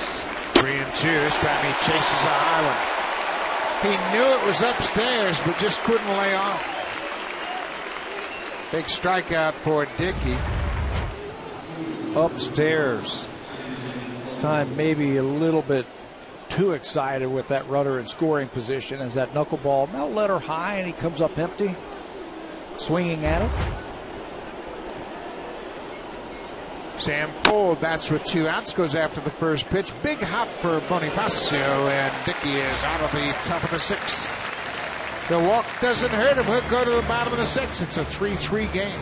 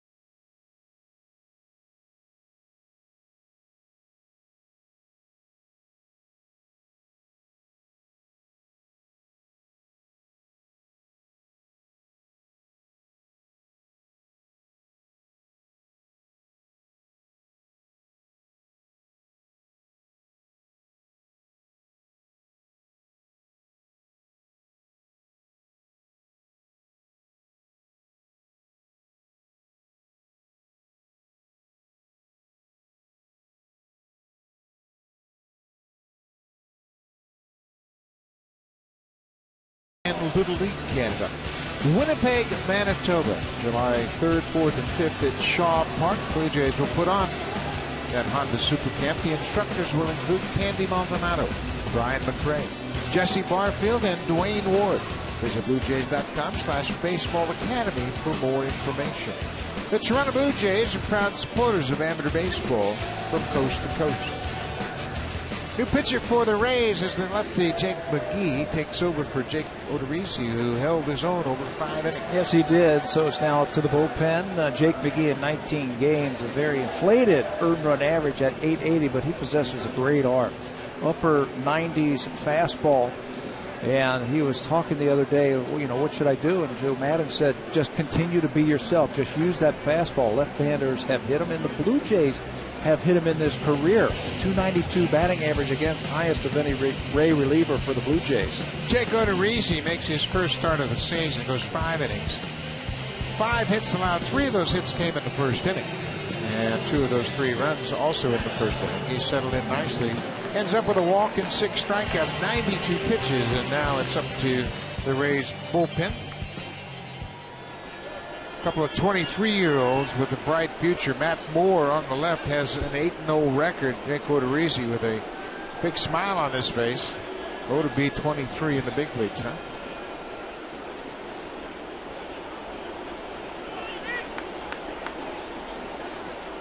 Now Adam Lynn.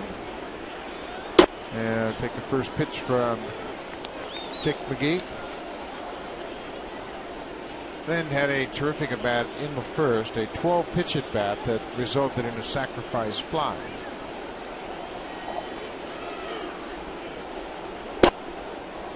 Ball and a strike. He should be used to Jake McGee. It seems like every time there is a big situation, McGee is facing Adam Lynn. Lynn has held his own against McGee. He is 3 for 7, which represents obviously 1 at bat a game. That's a good fastball. 96 with a lot of life down in the zone. Yeah, as long as it's down, and it doesn't matter how hard you throw, you still have to put it in a good spot. So far this year for Jake McGee, it hasn't worked out for him, but I love this guy coming out of the pen.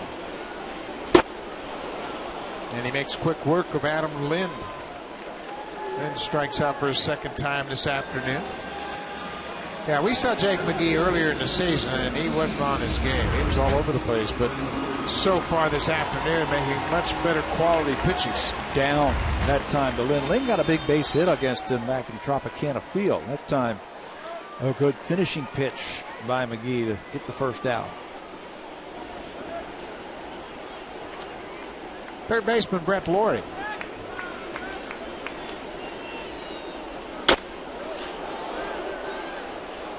Laurie's 0 for 6 against McGee.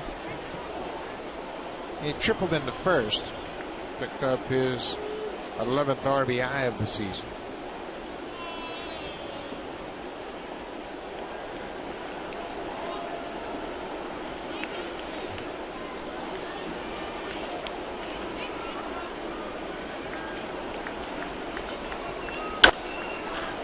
Pitch away, and he fouls it into the seats. It looks as though the Rays have made up their mind. They're going to pitch Laurie away. They recognize how aggressive he is. It's difficult to get a fastball by him on an inner half, but they're going to make him reach. Yeah, and the defense shows that too. Desmond Jennings, the center fielder, you can see he's trying to take away that gap in right center field. Joyce is shading him a little bit to the right. Infield is to the right. They're just going to pound him away and see what he can do with it. Another pitch away, and he waves at it and strikes out.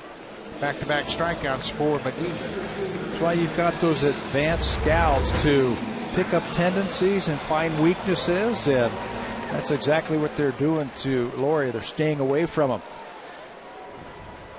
This is when you look out from home plate and the pitch is on the way. You didn't see a center fielder because he is shading him into the gap in right center. So 2 down. This is exactly why Madden went to McGee as quickly as he did here in the 6 and the 3-3 game. Lind, Laurie, and Rasmus. Figured with McGee he might be able to get through the inning 3 up, 3 down.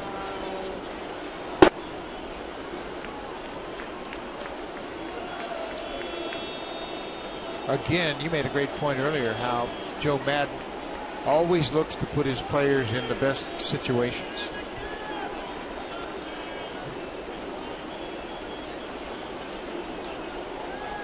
How about the guys who say the manager doesn't really matter? You know, you can win with great players. And that's true. That the manager's decisions, well, they might be in on maybe 5 wins out of the year. I disagree with that. This guy's got all the moves from the beginning of the game. Tough hop for Loney. He knocks it down, and McGee gets there in time to retire Asmus. James Loney stayed with it and feeds Jake McGee to end the inning. McGee does set down the Blue Jays in order. Takes a tricky defensive play from his first baseman to do it.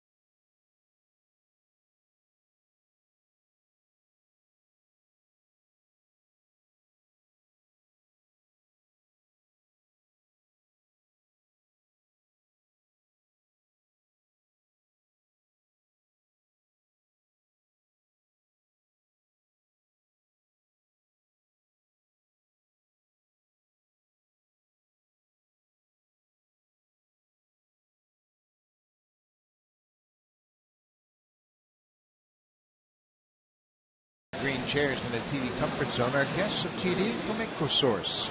While over in the Jays Care Community Clubhouse are folks from the A.R. Kaufman YMCA. Welcome and enjoy a gorgeous afternoon. Roof is wide open. It's a spectacular sunny day. One of the first days where we've had a hint of summer. Yeah.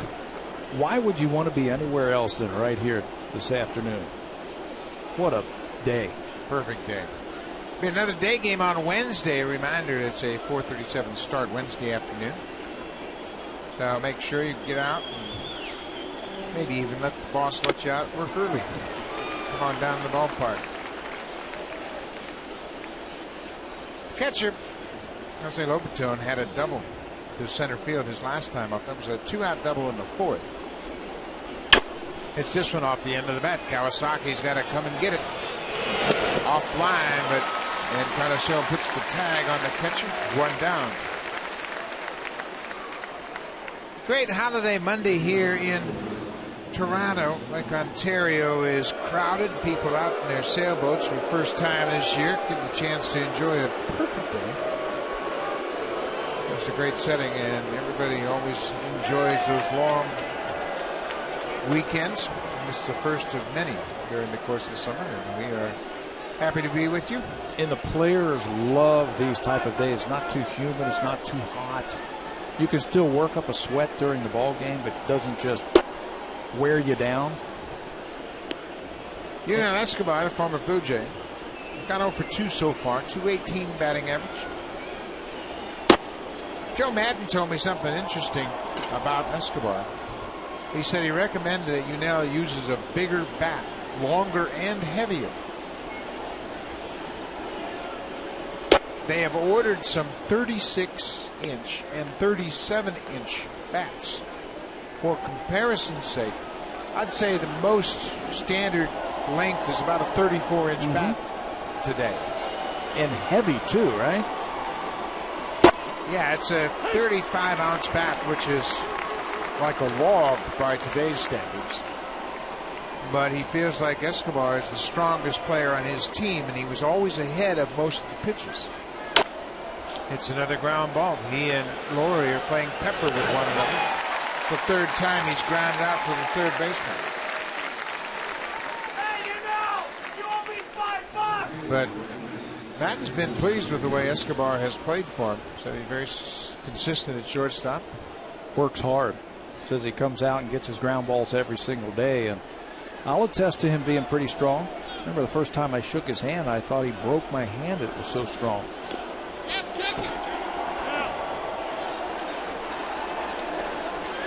Dale Scott, the crew chief of this umpiring crew down at first, calls the swing on Desmond Jennings.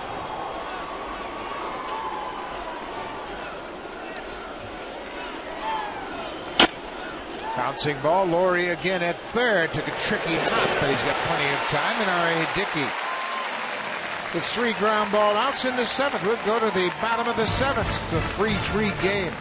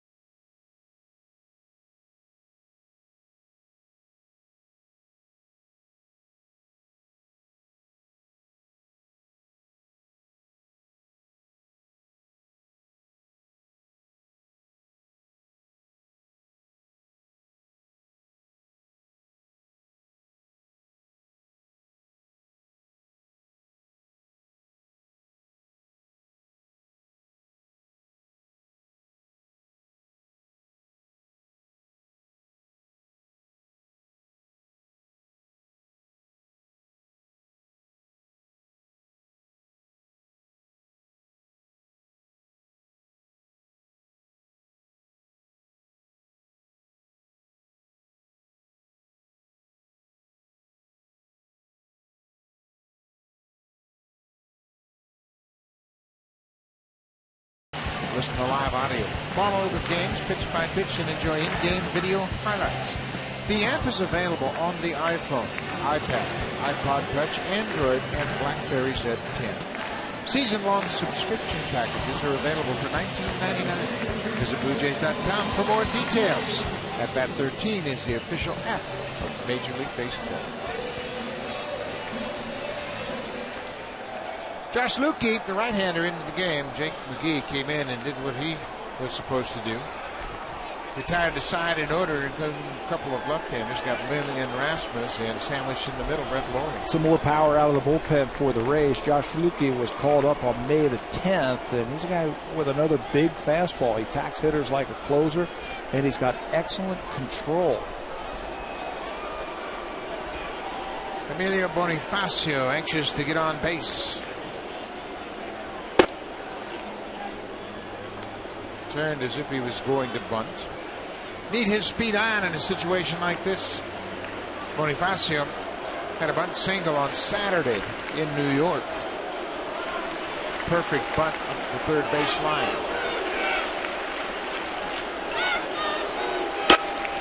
He knows what he's supposed to do. Yep. Taken all the way against Lukey, trying to work the count and get aboard. Blue Jays got to get that speed down there. Everybody on the infield for the Rays have shortened up now with Bonifacio.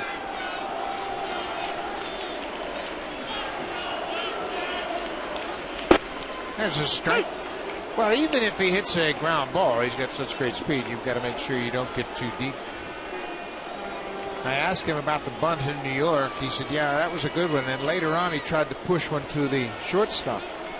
but he got a sinking fastball instead of that four-seamer he expected.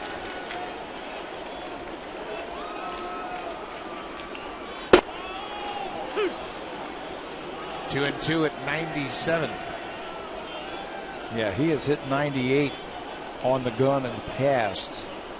Good breaking ball that he'll use for a strikeout. You can see he's got that split grip also. He throws a splitter.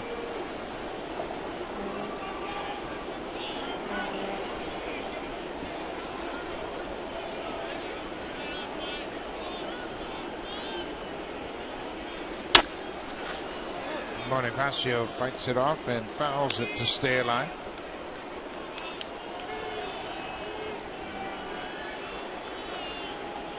Lukey was acquired from the Seattle Mariners, and boy, if he doesn't profile like a Mariners relief pitcher. Big, strong right-hander, 6'5", 220. But he came to the Rays in the John Jaso deal, the deal for the veteran catcher. Started his career with the Rangers and was traded to the Mariners for a pretty good pitcher himself.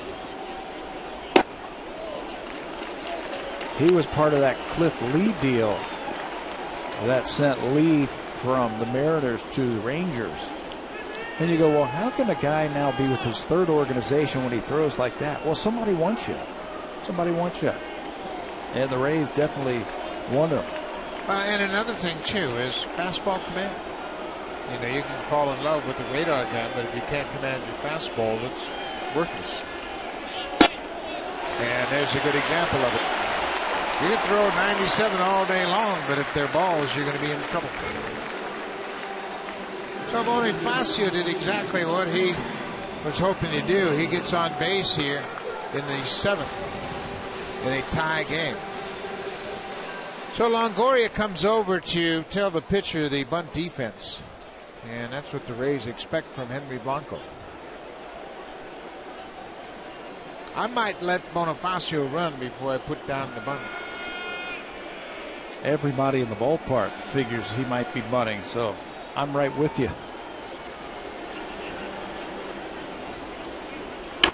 And there's the bunt. Oki off the mound. There's nobody at first. Now Otis gets there. And Oki, he didn't panic. He just waited for the second baseman to get there. Bonifacio is advanced to scoring position on a perfect sac bunt. Look at how far Zobrist is playing at second base, so it's going to be a while before he gets there. He looks, and then he looks to second and says, you know what? I think Ben Zobrist can beat Henry Blanco to the bag. First baseman charges all the way. He can't get back. He's just got to wait. And he doesn't panic. He just gets the out over at first base. So a sacrifice bunt by Blanco moves Bonifacio into scoring position. Still going to be tough to score Bonifacio from second base because the outfield is really shallow now, shortening up against Kawasaki. One out. First pitch strike. The Blue Jays have done a much better job of hitting with runners in scoring position of late. Over their last 4 home games, they've gone 11 for 32. That's a .344 clip. Today they are 2 for 5 so far. That's a big at bat for Kawasaki.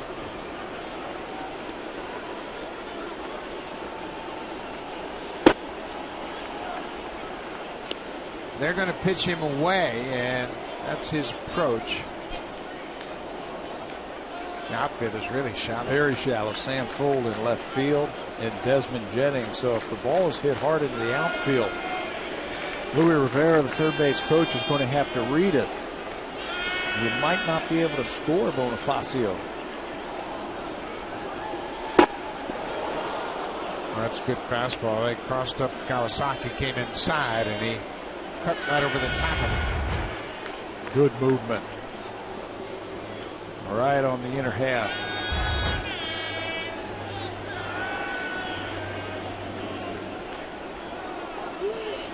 Bonifacio with a bigger lead at second.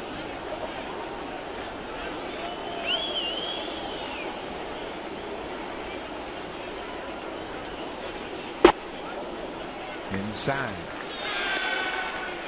2 balls and 2 strikes. Bonifacio can't really afford to gamble. He's already in scoring position, and you've got Melky Cabrera on deck.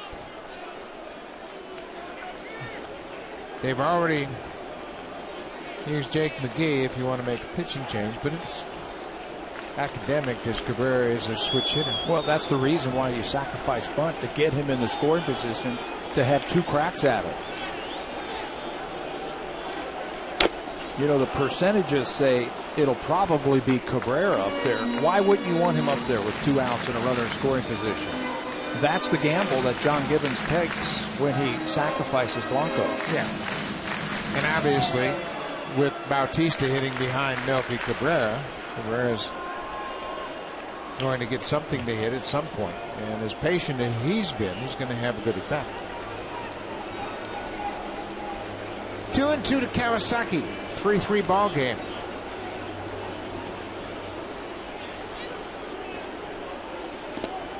Off-speed pitches bounced in the dirt.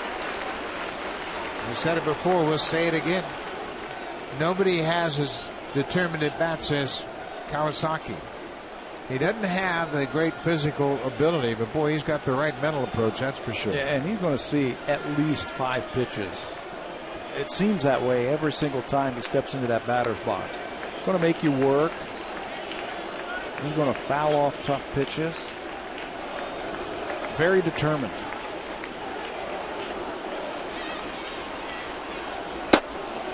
He takes a walk. Boy, what another good at bat. He reaches for the first time. 2 walks in the inning issued by Luque. So that walk's going to get a visit to the mound. The pitching coach, Jim Hickey, jogs out to the mound, have a little chat with his right-hander.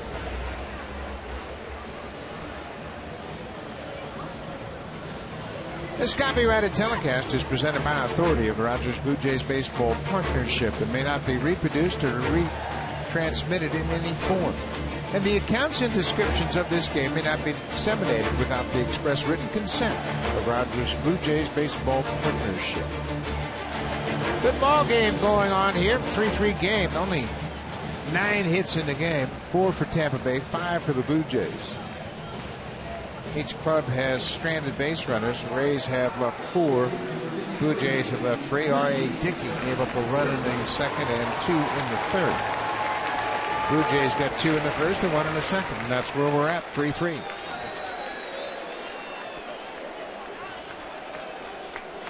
So here is Melky Cabrera. His average up to 290.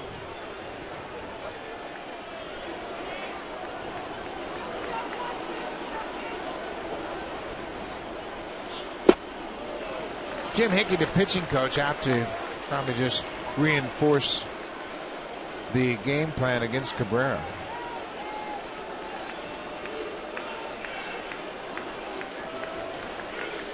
The infield for the Rays set at double play position. You could play a little bit deeper on an afternoon like this. The grass is going to be a little bit faster here with turf, so you don't have to play that close to the bag.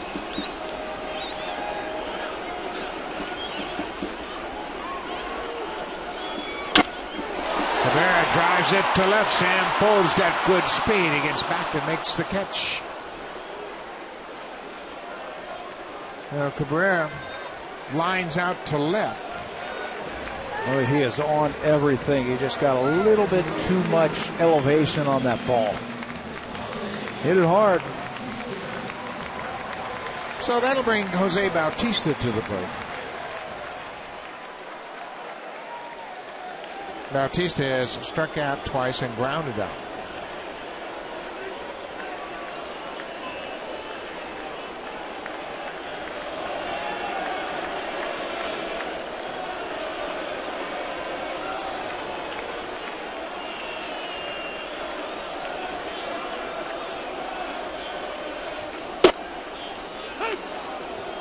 Rookie gets a hit.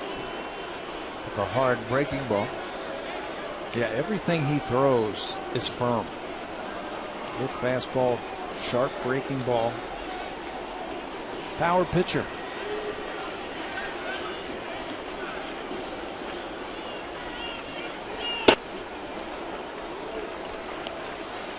Hard splitter missed upstairs. Bautista has faced Luque. He's That just won at bat. He had a base hit against him.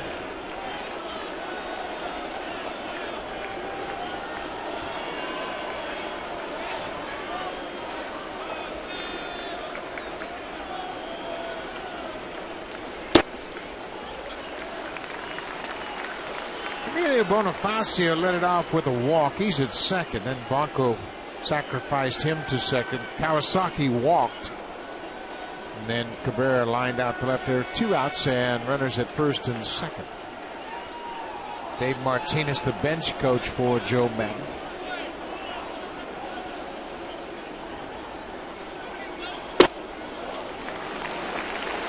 Took a close pitch. 3-1. Now you can eliminate a couple of pitches right here if you're Jose Bautista. You can look for that good fastball if you want to, if you feel comfortable. You can look for it in one spot too. Your spot, which is down.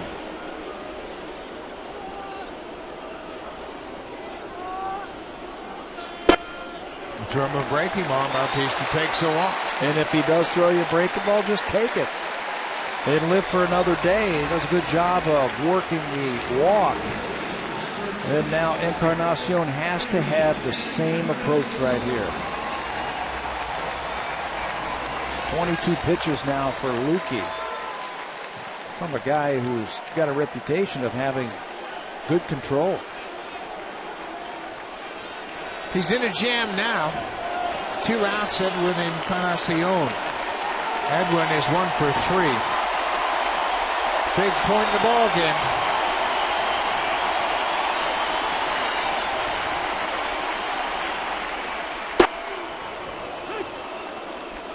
Takes a strike.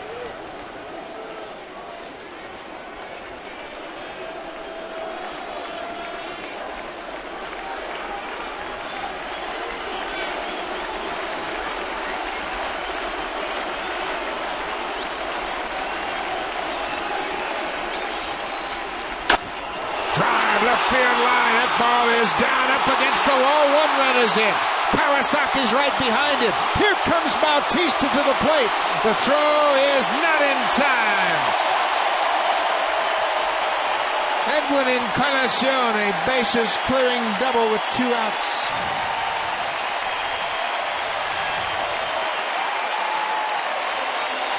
Edwin Encarnacion,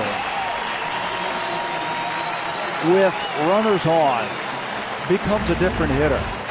He stays within himself. He's got a plan. It'll look like an off-speed pitch that's just hung over the middle of the plate. He doesn't try and do too much for it. Recognizes it and then takes a mighty cut. Those 2-out RBIs this afternoon have been huge for the Blue Jays.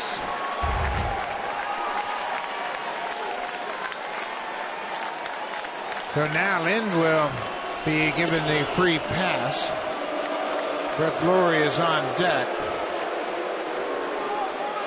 Encarnacion now has 34 RBIs. He's moving up the leaderboard in that department. Well, he stayed right on that back leg and recognized that pitch out of the hand of Lukey and then uncoiled on it. Kyle Farnsworth heats up in a hurry. He'll probably come in after this intentional walk. Laurie is the scheduled batter. Here comes Joe Madden right on cue. So the intentional pass to Lynn. Laurie will be the batter with 2 outs and runners at first and second. And Kyle Farnsworth, the big right-hander, will come into the ball game when we come back. Farnsworth against Laurie. The Blue Jays have taken a 6-3 lead here in the 7th.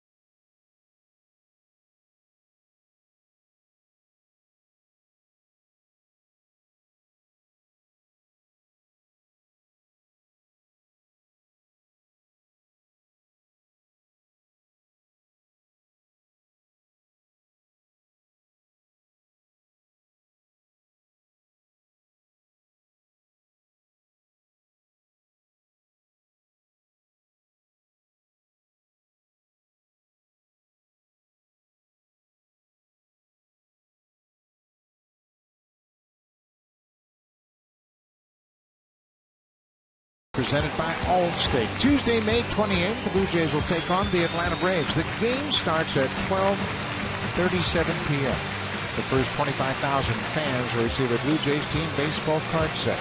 Call the Blue Jays for tickets at 416-341-1234. Log on to BlueJays.com. Stop by most Rogers Plus locations for the Blue Jays swing into summer safety day. Kyle Farnsworth, the big, powerful right-hander, on into the ball game. He's got runners at first and second, 2 outs. 2-0 with an .838 earned run average for Farnsworth. Not the type of player that we saw just a few years ago when he was striking out about a quarter of the batters he's facing. Now just 10%. But he's got good command, good control. Josh Lukey's afternoon finished after 2/3 of an inning. 4 walks, 1 intentional, and a 3-run double to Edwin Encarnacion. Brett Laurie goes after the first pitch and hits a fly ball into center. Desmond Jennings is there. The inning is over, but the Blue Jays have taken the lead. Edwin Encarnacion delivers with 2 outs, a 3-run double down the left field line. It's 6-3. We're headed to the 8th.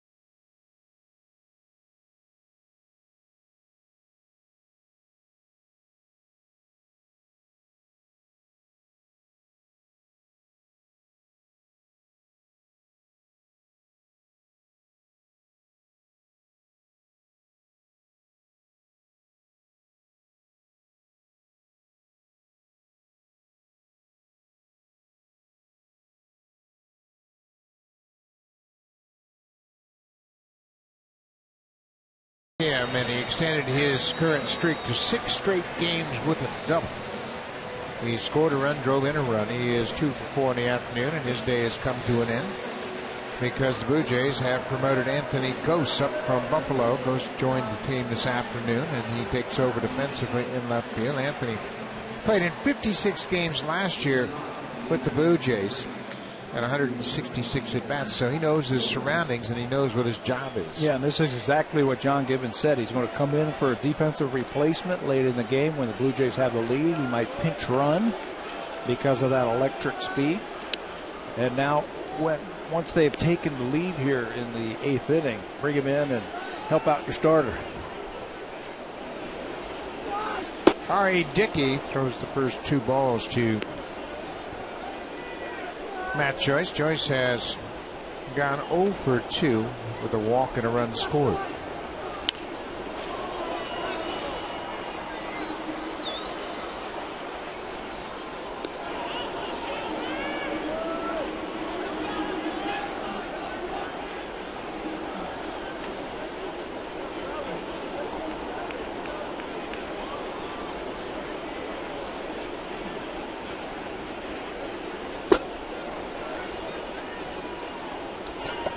Three and one. Steve Delabar starts to loosen up for the Blue Jays. We are in the 8th inning. The Blue Jays scored first 2 in the bottom of the first, and they had a tie game into the bottom of the 7th, and Dickey walks Joyce to start the inning. That's the 4th walk he has issued this afternoon. And John Gibbons trying to figure this one out right here. It's a big inning, I think, for Dickey. Just take the lead. You've got the 3 best hitters, probably the 4 best hitters coming up this inning. Got to put them down right here. Zobrist tries to bunt, bunts right through it. Yeah, I agree with you. This is obviously the toughest part of their lineup. Zobrist, the switch hitter. And then Longoria, who's already scored a run and driven in 2. And Loney, who's the second leading hitter in the American League. This team, the Rays, play so well under pressure. When they are behind like this late in the game, they put up very good at bats and really make you work. And I think John Gibbons knows that, and that's why he got Delabar up to start this inning.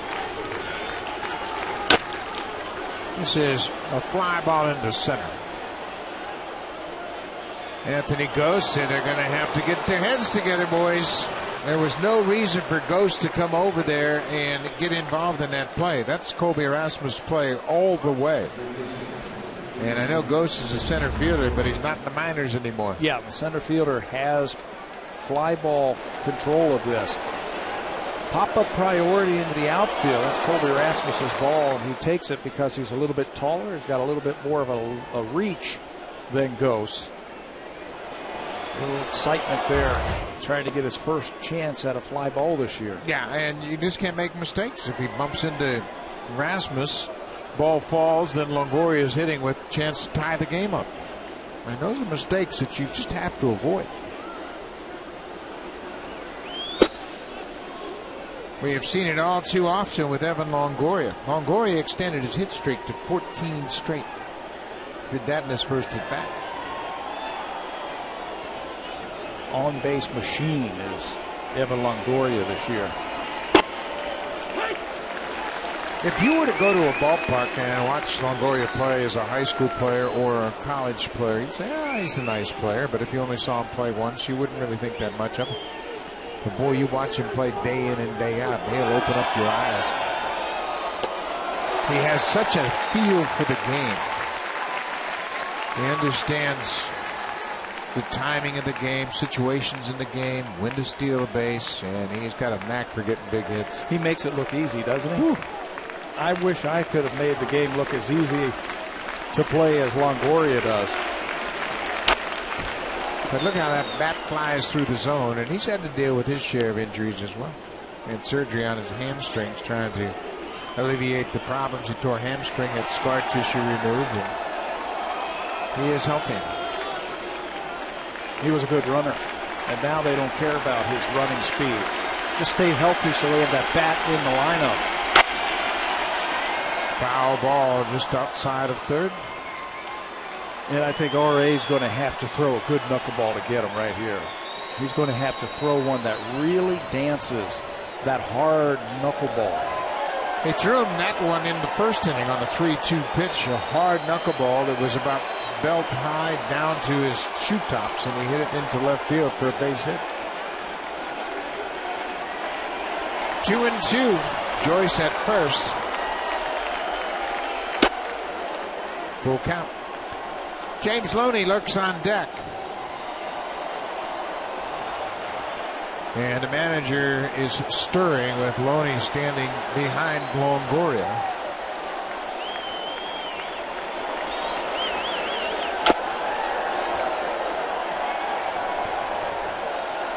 Blue Jays got rained out yesterday in New York, so their bullpen is well rested. Brett Cecil and Darren Oliver each worked an inning on Saturday afternoon, but Loney's the left-handed bat on deck.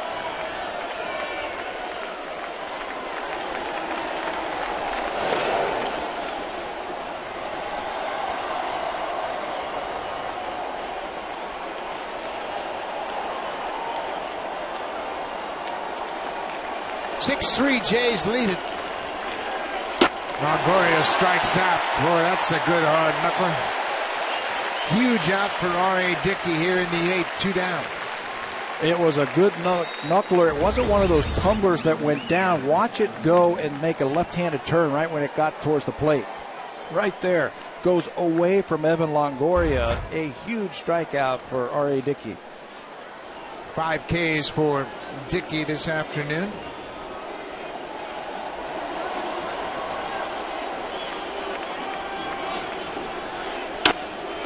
Right back to the mound. Dickey's a great fielder, and he dispatches James Loney on 1 pitch. We'll go to the bottom of the 8th. The Blue Jays have a 6-3 lead. Now it's time for Blue Jays Central Update. Here's Jamie Campbell and Greg Zahn in the Blackberry Broadcast Studio.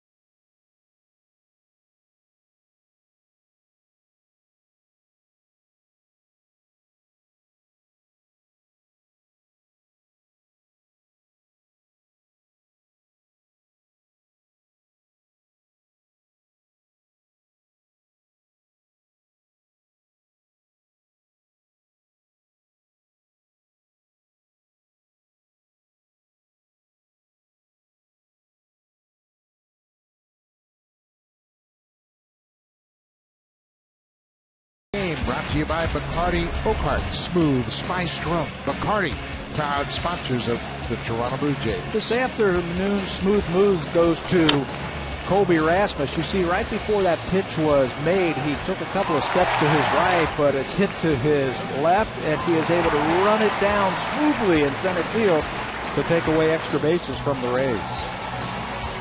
No telling what happens if that ball bangs off the wall, but Colby Rasmus has been smooth all season long in the field. Well, he'll try to get something going here in the 8th. Blue Jays have a 3-run lead.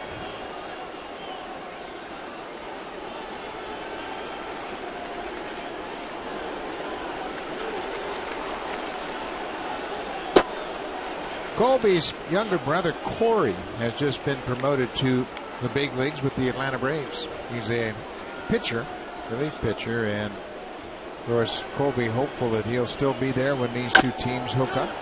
James Loney gives ground and feeds Farnsworth right on the bag. 1 down. The closer, Casey Jansen, is loosening up. It is a save situation. John Gibbons does a good job of giving Casey Jansen plenty of time to get loose.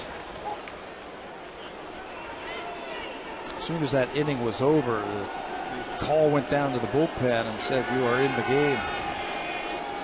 Jansen hasn't had a save since the 11th of May.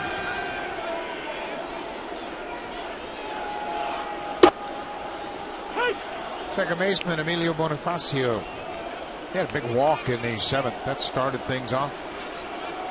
Came around to score the first of 3 runs the Blue Jays scored. Quickly behind Farnsworth, 0-2.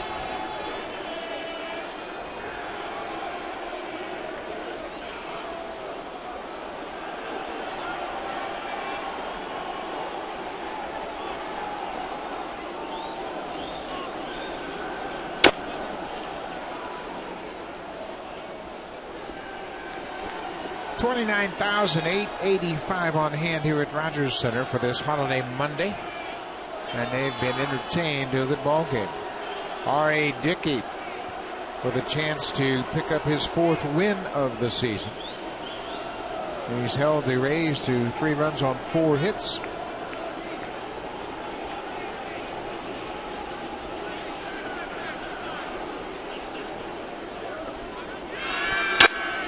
Bonifacio, a solid single to center.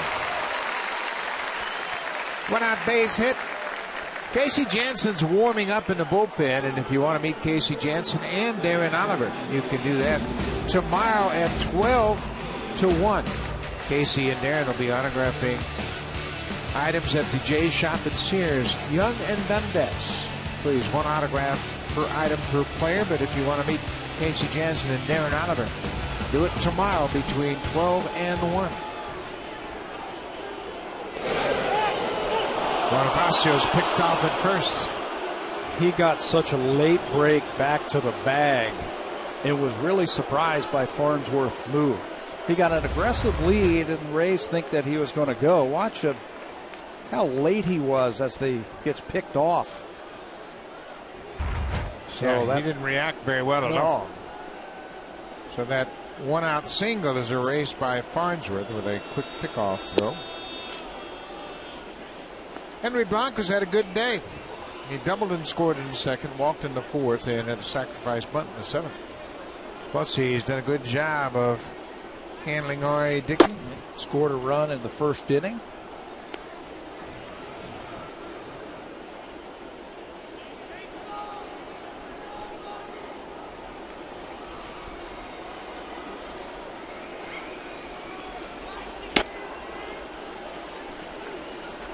Three and 0.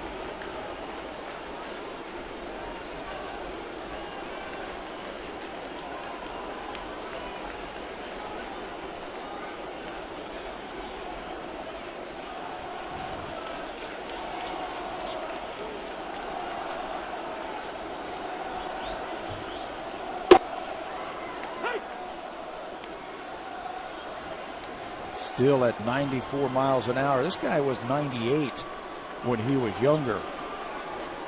But he's a much better pitcher now. He can command that strike zone a lot better.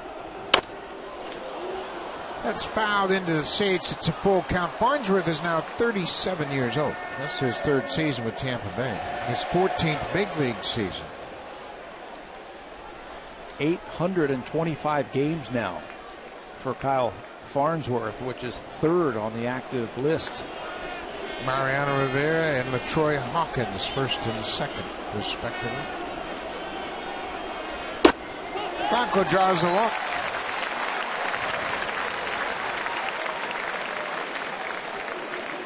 Rogers customers can watch every Blue Jays game this season on Sportsnet live on your smartphone. Visit RogersAnyplaceTV.com/sports to get started. Been a good day for the Blue Jays, but they're not quite done with all the work. Blanco takes a walk. He's had a perfect day. 2 walks, a sacrifice bunt, and a double. Munenori Kawasaki had a big at bat his last time up, and he drives this ball to right. That ball is over Joyce's head all the way to the wall. Blanco is headed around third. He's being waved in, and he's going to score as Kawasaki hits his second triple of the season. Big insurance run for the Jays. All afternoon long, we have seen balls to the outfield really surprise the outfielders and really carry. And this is no exception right here. The ball's hit by Kawasaki, and I think it surprises Matt Joyce in right field. He goes over like he's going to have a play on it, and then it just keeps carrying right over his head. And that's going to allow Blanco to circle the bases with the Blue Jays' 7th run, and Kawasaki make it all the way to third. 9 RBIs now for Kawasaki. That triple knocks Kyle Farnsworth out of the game. Jamie Wright on when we come back.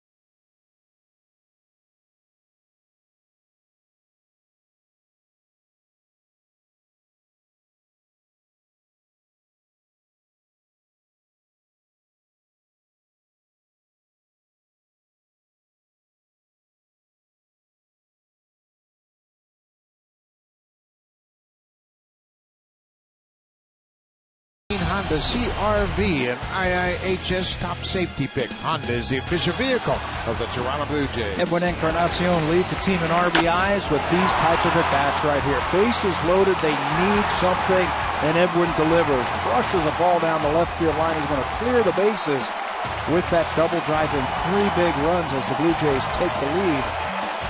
That was the drive of the game. Jose Reyes with the ball club now up on the top step to acknowledge a 3-run double by Encarnacion. Anthony Gose gets his first at bat of the season. Came on to play defense in the 7th. The pitcher is Jamie Wright, the veteran right-hander. 2 outs.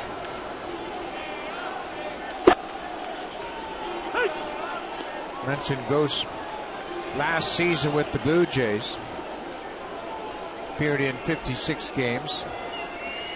A couple of different stints and did a nice job of filling in once he got comfortable.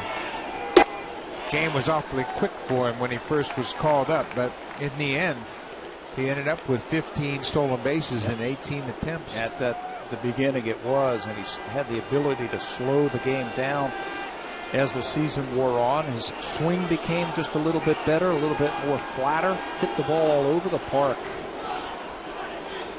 and showed some power too. I remember that at bat in Oakland. Remember when he sent that ball off the wall in left center field? Hit a home run last year, September 8th at Boston off Andrew Bailey. 2-1, 2 outs. Kawasaki at third. Gose pops this one up down the left side. Sam Fuld gets there and the inning is over. But the Blue Jays pick up an insurance run. We'll go to the 9th. It's 7-3 Jays. It's not a save situation, but Casey Jansen coming on to close it out for R.A. Dickey.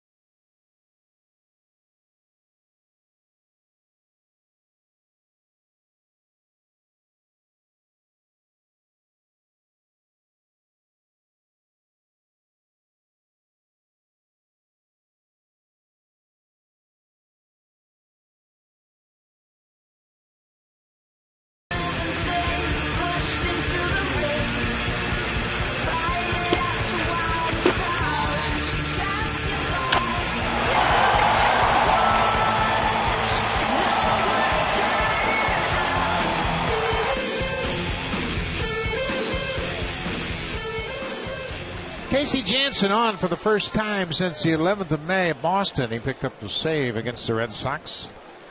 14th appearance. Luke Scott goes after the first pitch. A couple of reasons for that for the Blue Jays. They've had 2 scheduled off days, and then they had the rain out yesterday in the last 9 days, and then they blew out the San Francisco Giants a couple of times back here at Rogers Center at the beginning of last week. So it's been a while since Casey's been out there. He should be sharp.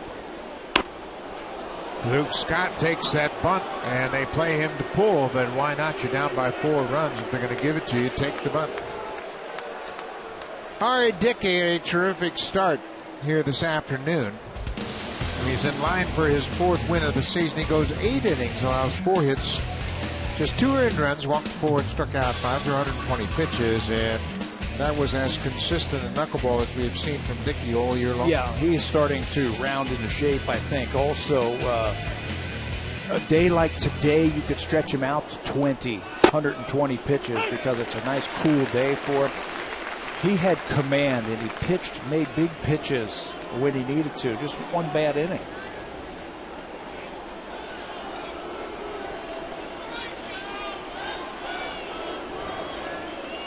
Sam Poole, the left fielder.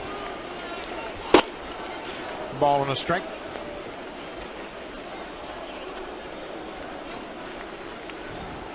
Casey Jansen knows where he's at in the lineup. Sam Poole is the 7th man to hit. One thing you don't want to do is turn the lineup over and get to Zobrist and Longoria. That's why that run at first base doesn't mean anything. So I'm a little surprised that they're holding him on with a left-handed hitter up there. You play behind him, cut down that distance. You're just looking for outs right now. Give yourself as much range at first as possible. Poole shows bunt, takes a strike. 2-2.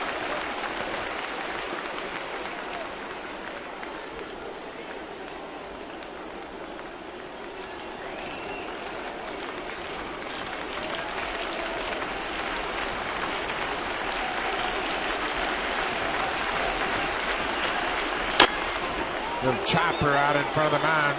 Jansen thought about second, takes the out at first base. So you're right, just logging outs at this point, and he just fires to first to retire Poole. 1 down. Luke Scott moves to second, and now there will be a pinch hitter batting for the catcher Jose Lobaton. It's the former Blue Jay Kelly Johnson.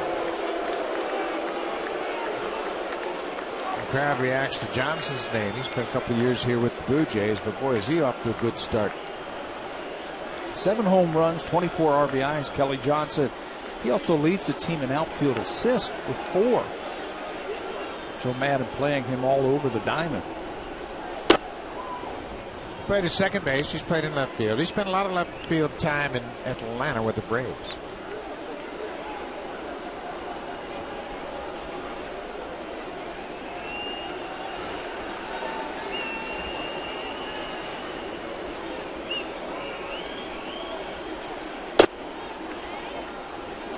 Jansen missed with the first 2 pitches. He tried to throw that cutter inside and pulled it off the plate.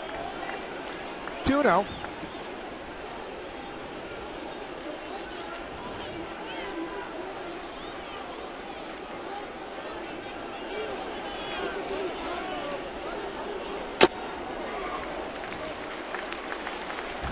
Munenori Kawasaki had an RBI triple. He comes back in the dugout. Brent Laurie and J.P. Aratsivi says, "Show us your guns, man. Show us your guns."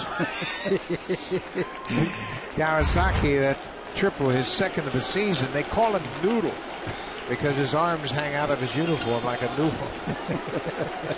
He noodled that ball over the right fielder's head, didn't he? He sure did, and like I say, he's really fit in well with this ball club. He's a joy to be around every day. He's always enthusiastic about the pregame drills, putting his work in. Look at him reminding himself of that backhanded play. And very animated on the field. Fidgety.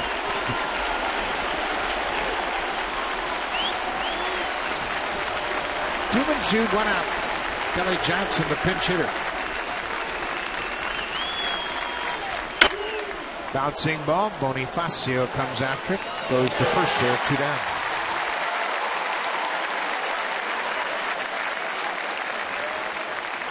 Scott moves to third on the out, but the Rays now down to their final out.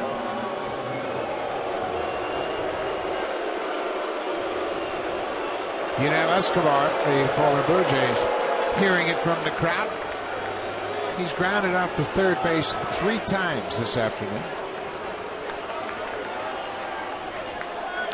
Brett Laurie's best friend this afternoon. He just hasn't been able to get on top of that knuckleball from R.A. Dickey.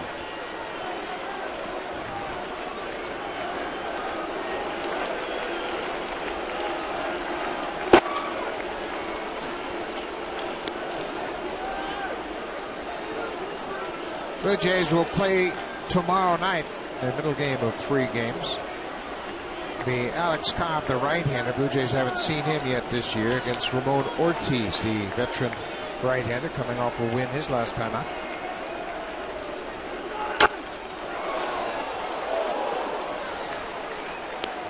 Even though he's got that bigger bat that you were talking about, Escobar, he can swing it.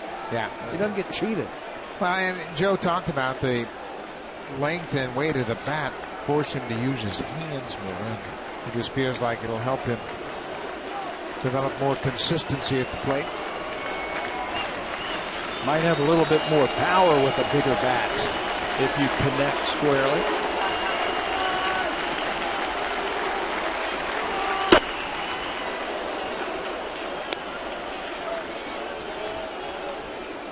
Two balls and a strike. R.A. Dickey in line for his 4th win of the season. 8 good innings this afternoon against Tampa Bay to open up this homestand. It'll be a 9-game homestand. Tampa Bay, Baltimore, and the Atlanta Braves.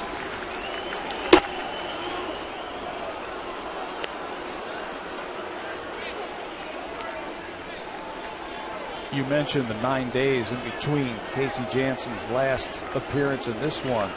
Shows a little bit. He's a little rusty. He is usually pinpoint control and just attacks that strike zone. Yeah, he generally comes in and only needs 12 or 13 pitches to get through an inning. Yeah, he's up to 17 right now, but fans are certainly enjoying it. 29,885 on hand on this holiday Monday.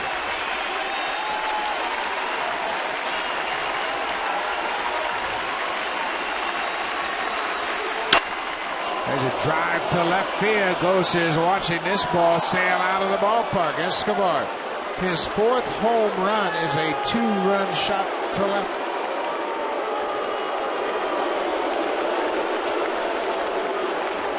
Still can get that barrel out, and when you use a heavier and a longer bat, when you square it up, the ball's going to go farther. It's just physics.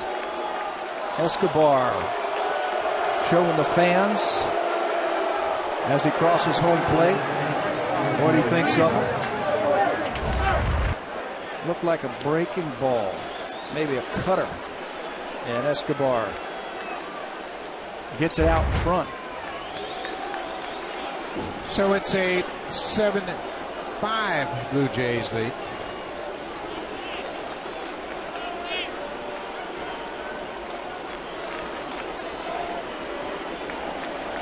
Escobar 1 for 4 on the afternoon. So now it is back to the top of the order. Desmond Jennings has gone 0 for 4. He was robbed of an extra base hit by Colby Rasmussen in the 3rd. He has a base hit to center.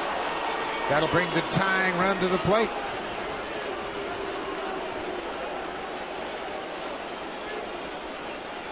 So it's interesting all of a sudden. Casey Jansen has thrown 19 pitches. Yep, and this is what the Rays do. We were talking about it last inning, that they can really play when the pressure is on, when they are down. It's almost like they enjoy it, that they relish it. Tampa Bay has had 12 come from behind wins this season. Matt JOYCE. Ball is off the plate outside. JOYCE has got power. Right. 8 home runs, 19 RBIs. He's homered in 2 straight games for Tampa. 2-0. Boy, you were right on the money with Jansen showing signs of rust. Just hasn't worked a lot lately. Yeah, just not had a chance. First of all, with the couple of off days and a rain out yesterday, and then the blowout wins against the San Francisco Giants. It's usually pinpoint control, and he's all over the corners, but right now he falls behind JOYCE. And JOYCE might get the green light here. Yeah, I wouldn't be surprised at all if Joe Madden gives him the green light. as hot as he's been. He had a 5 RBI game on Saturday. 3-0, 2 outs. And he walks him. So the tag runs are on base in the ninth. Pete Walker, the pitching coach, is up. Matt Joyce has walked 3 times this afternoon.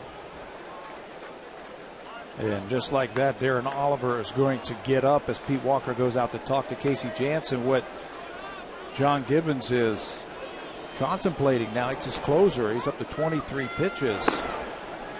Got to figure out, we might need him tomorrow. So John Gibbons got to figure out if he's going to pull the plug on him. Now, interesting matchup now as the switch hitter Ben Zobrist will bat with runners at first and second. Zobrist is 1 for 4 this afternoon. He is 0 for 8 against Casey Janssen.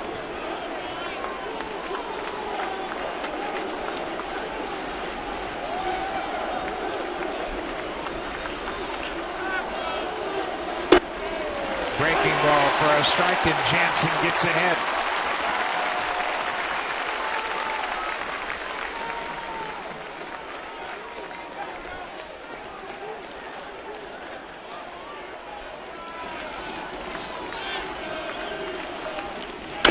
Zobrist behind 0-2.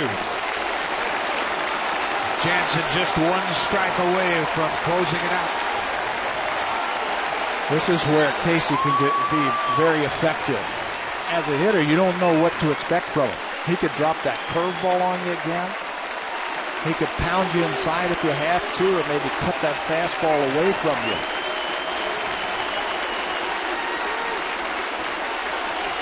Got it.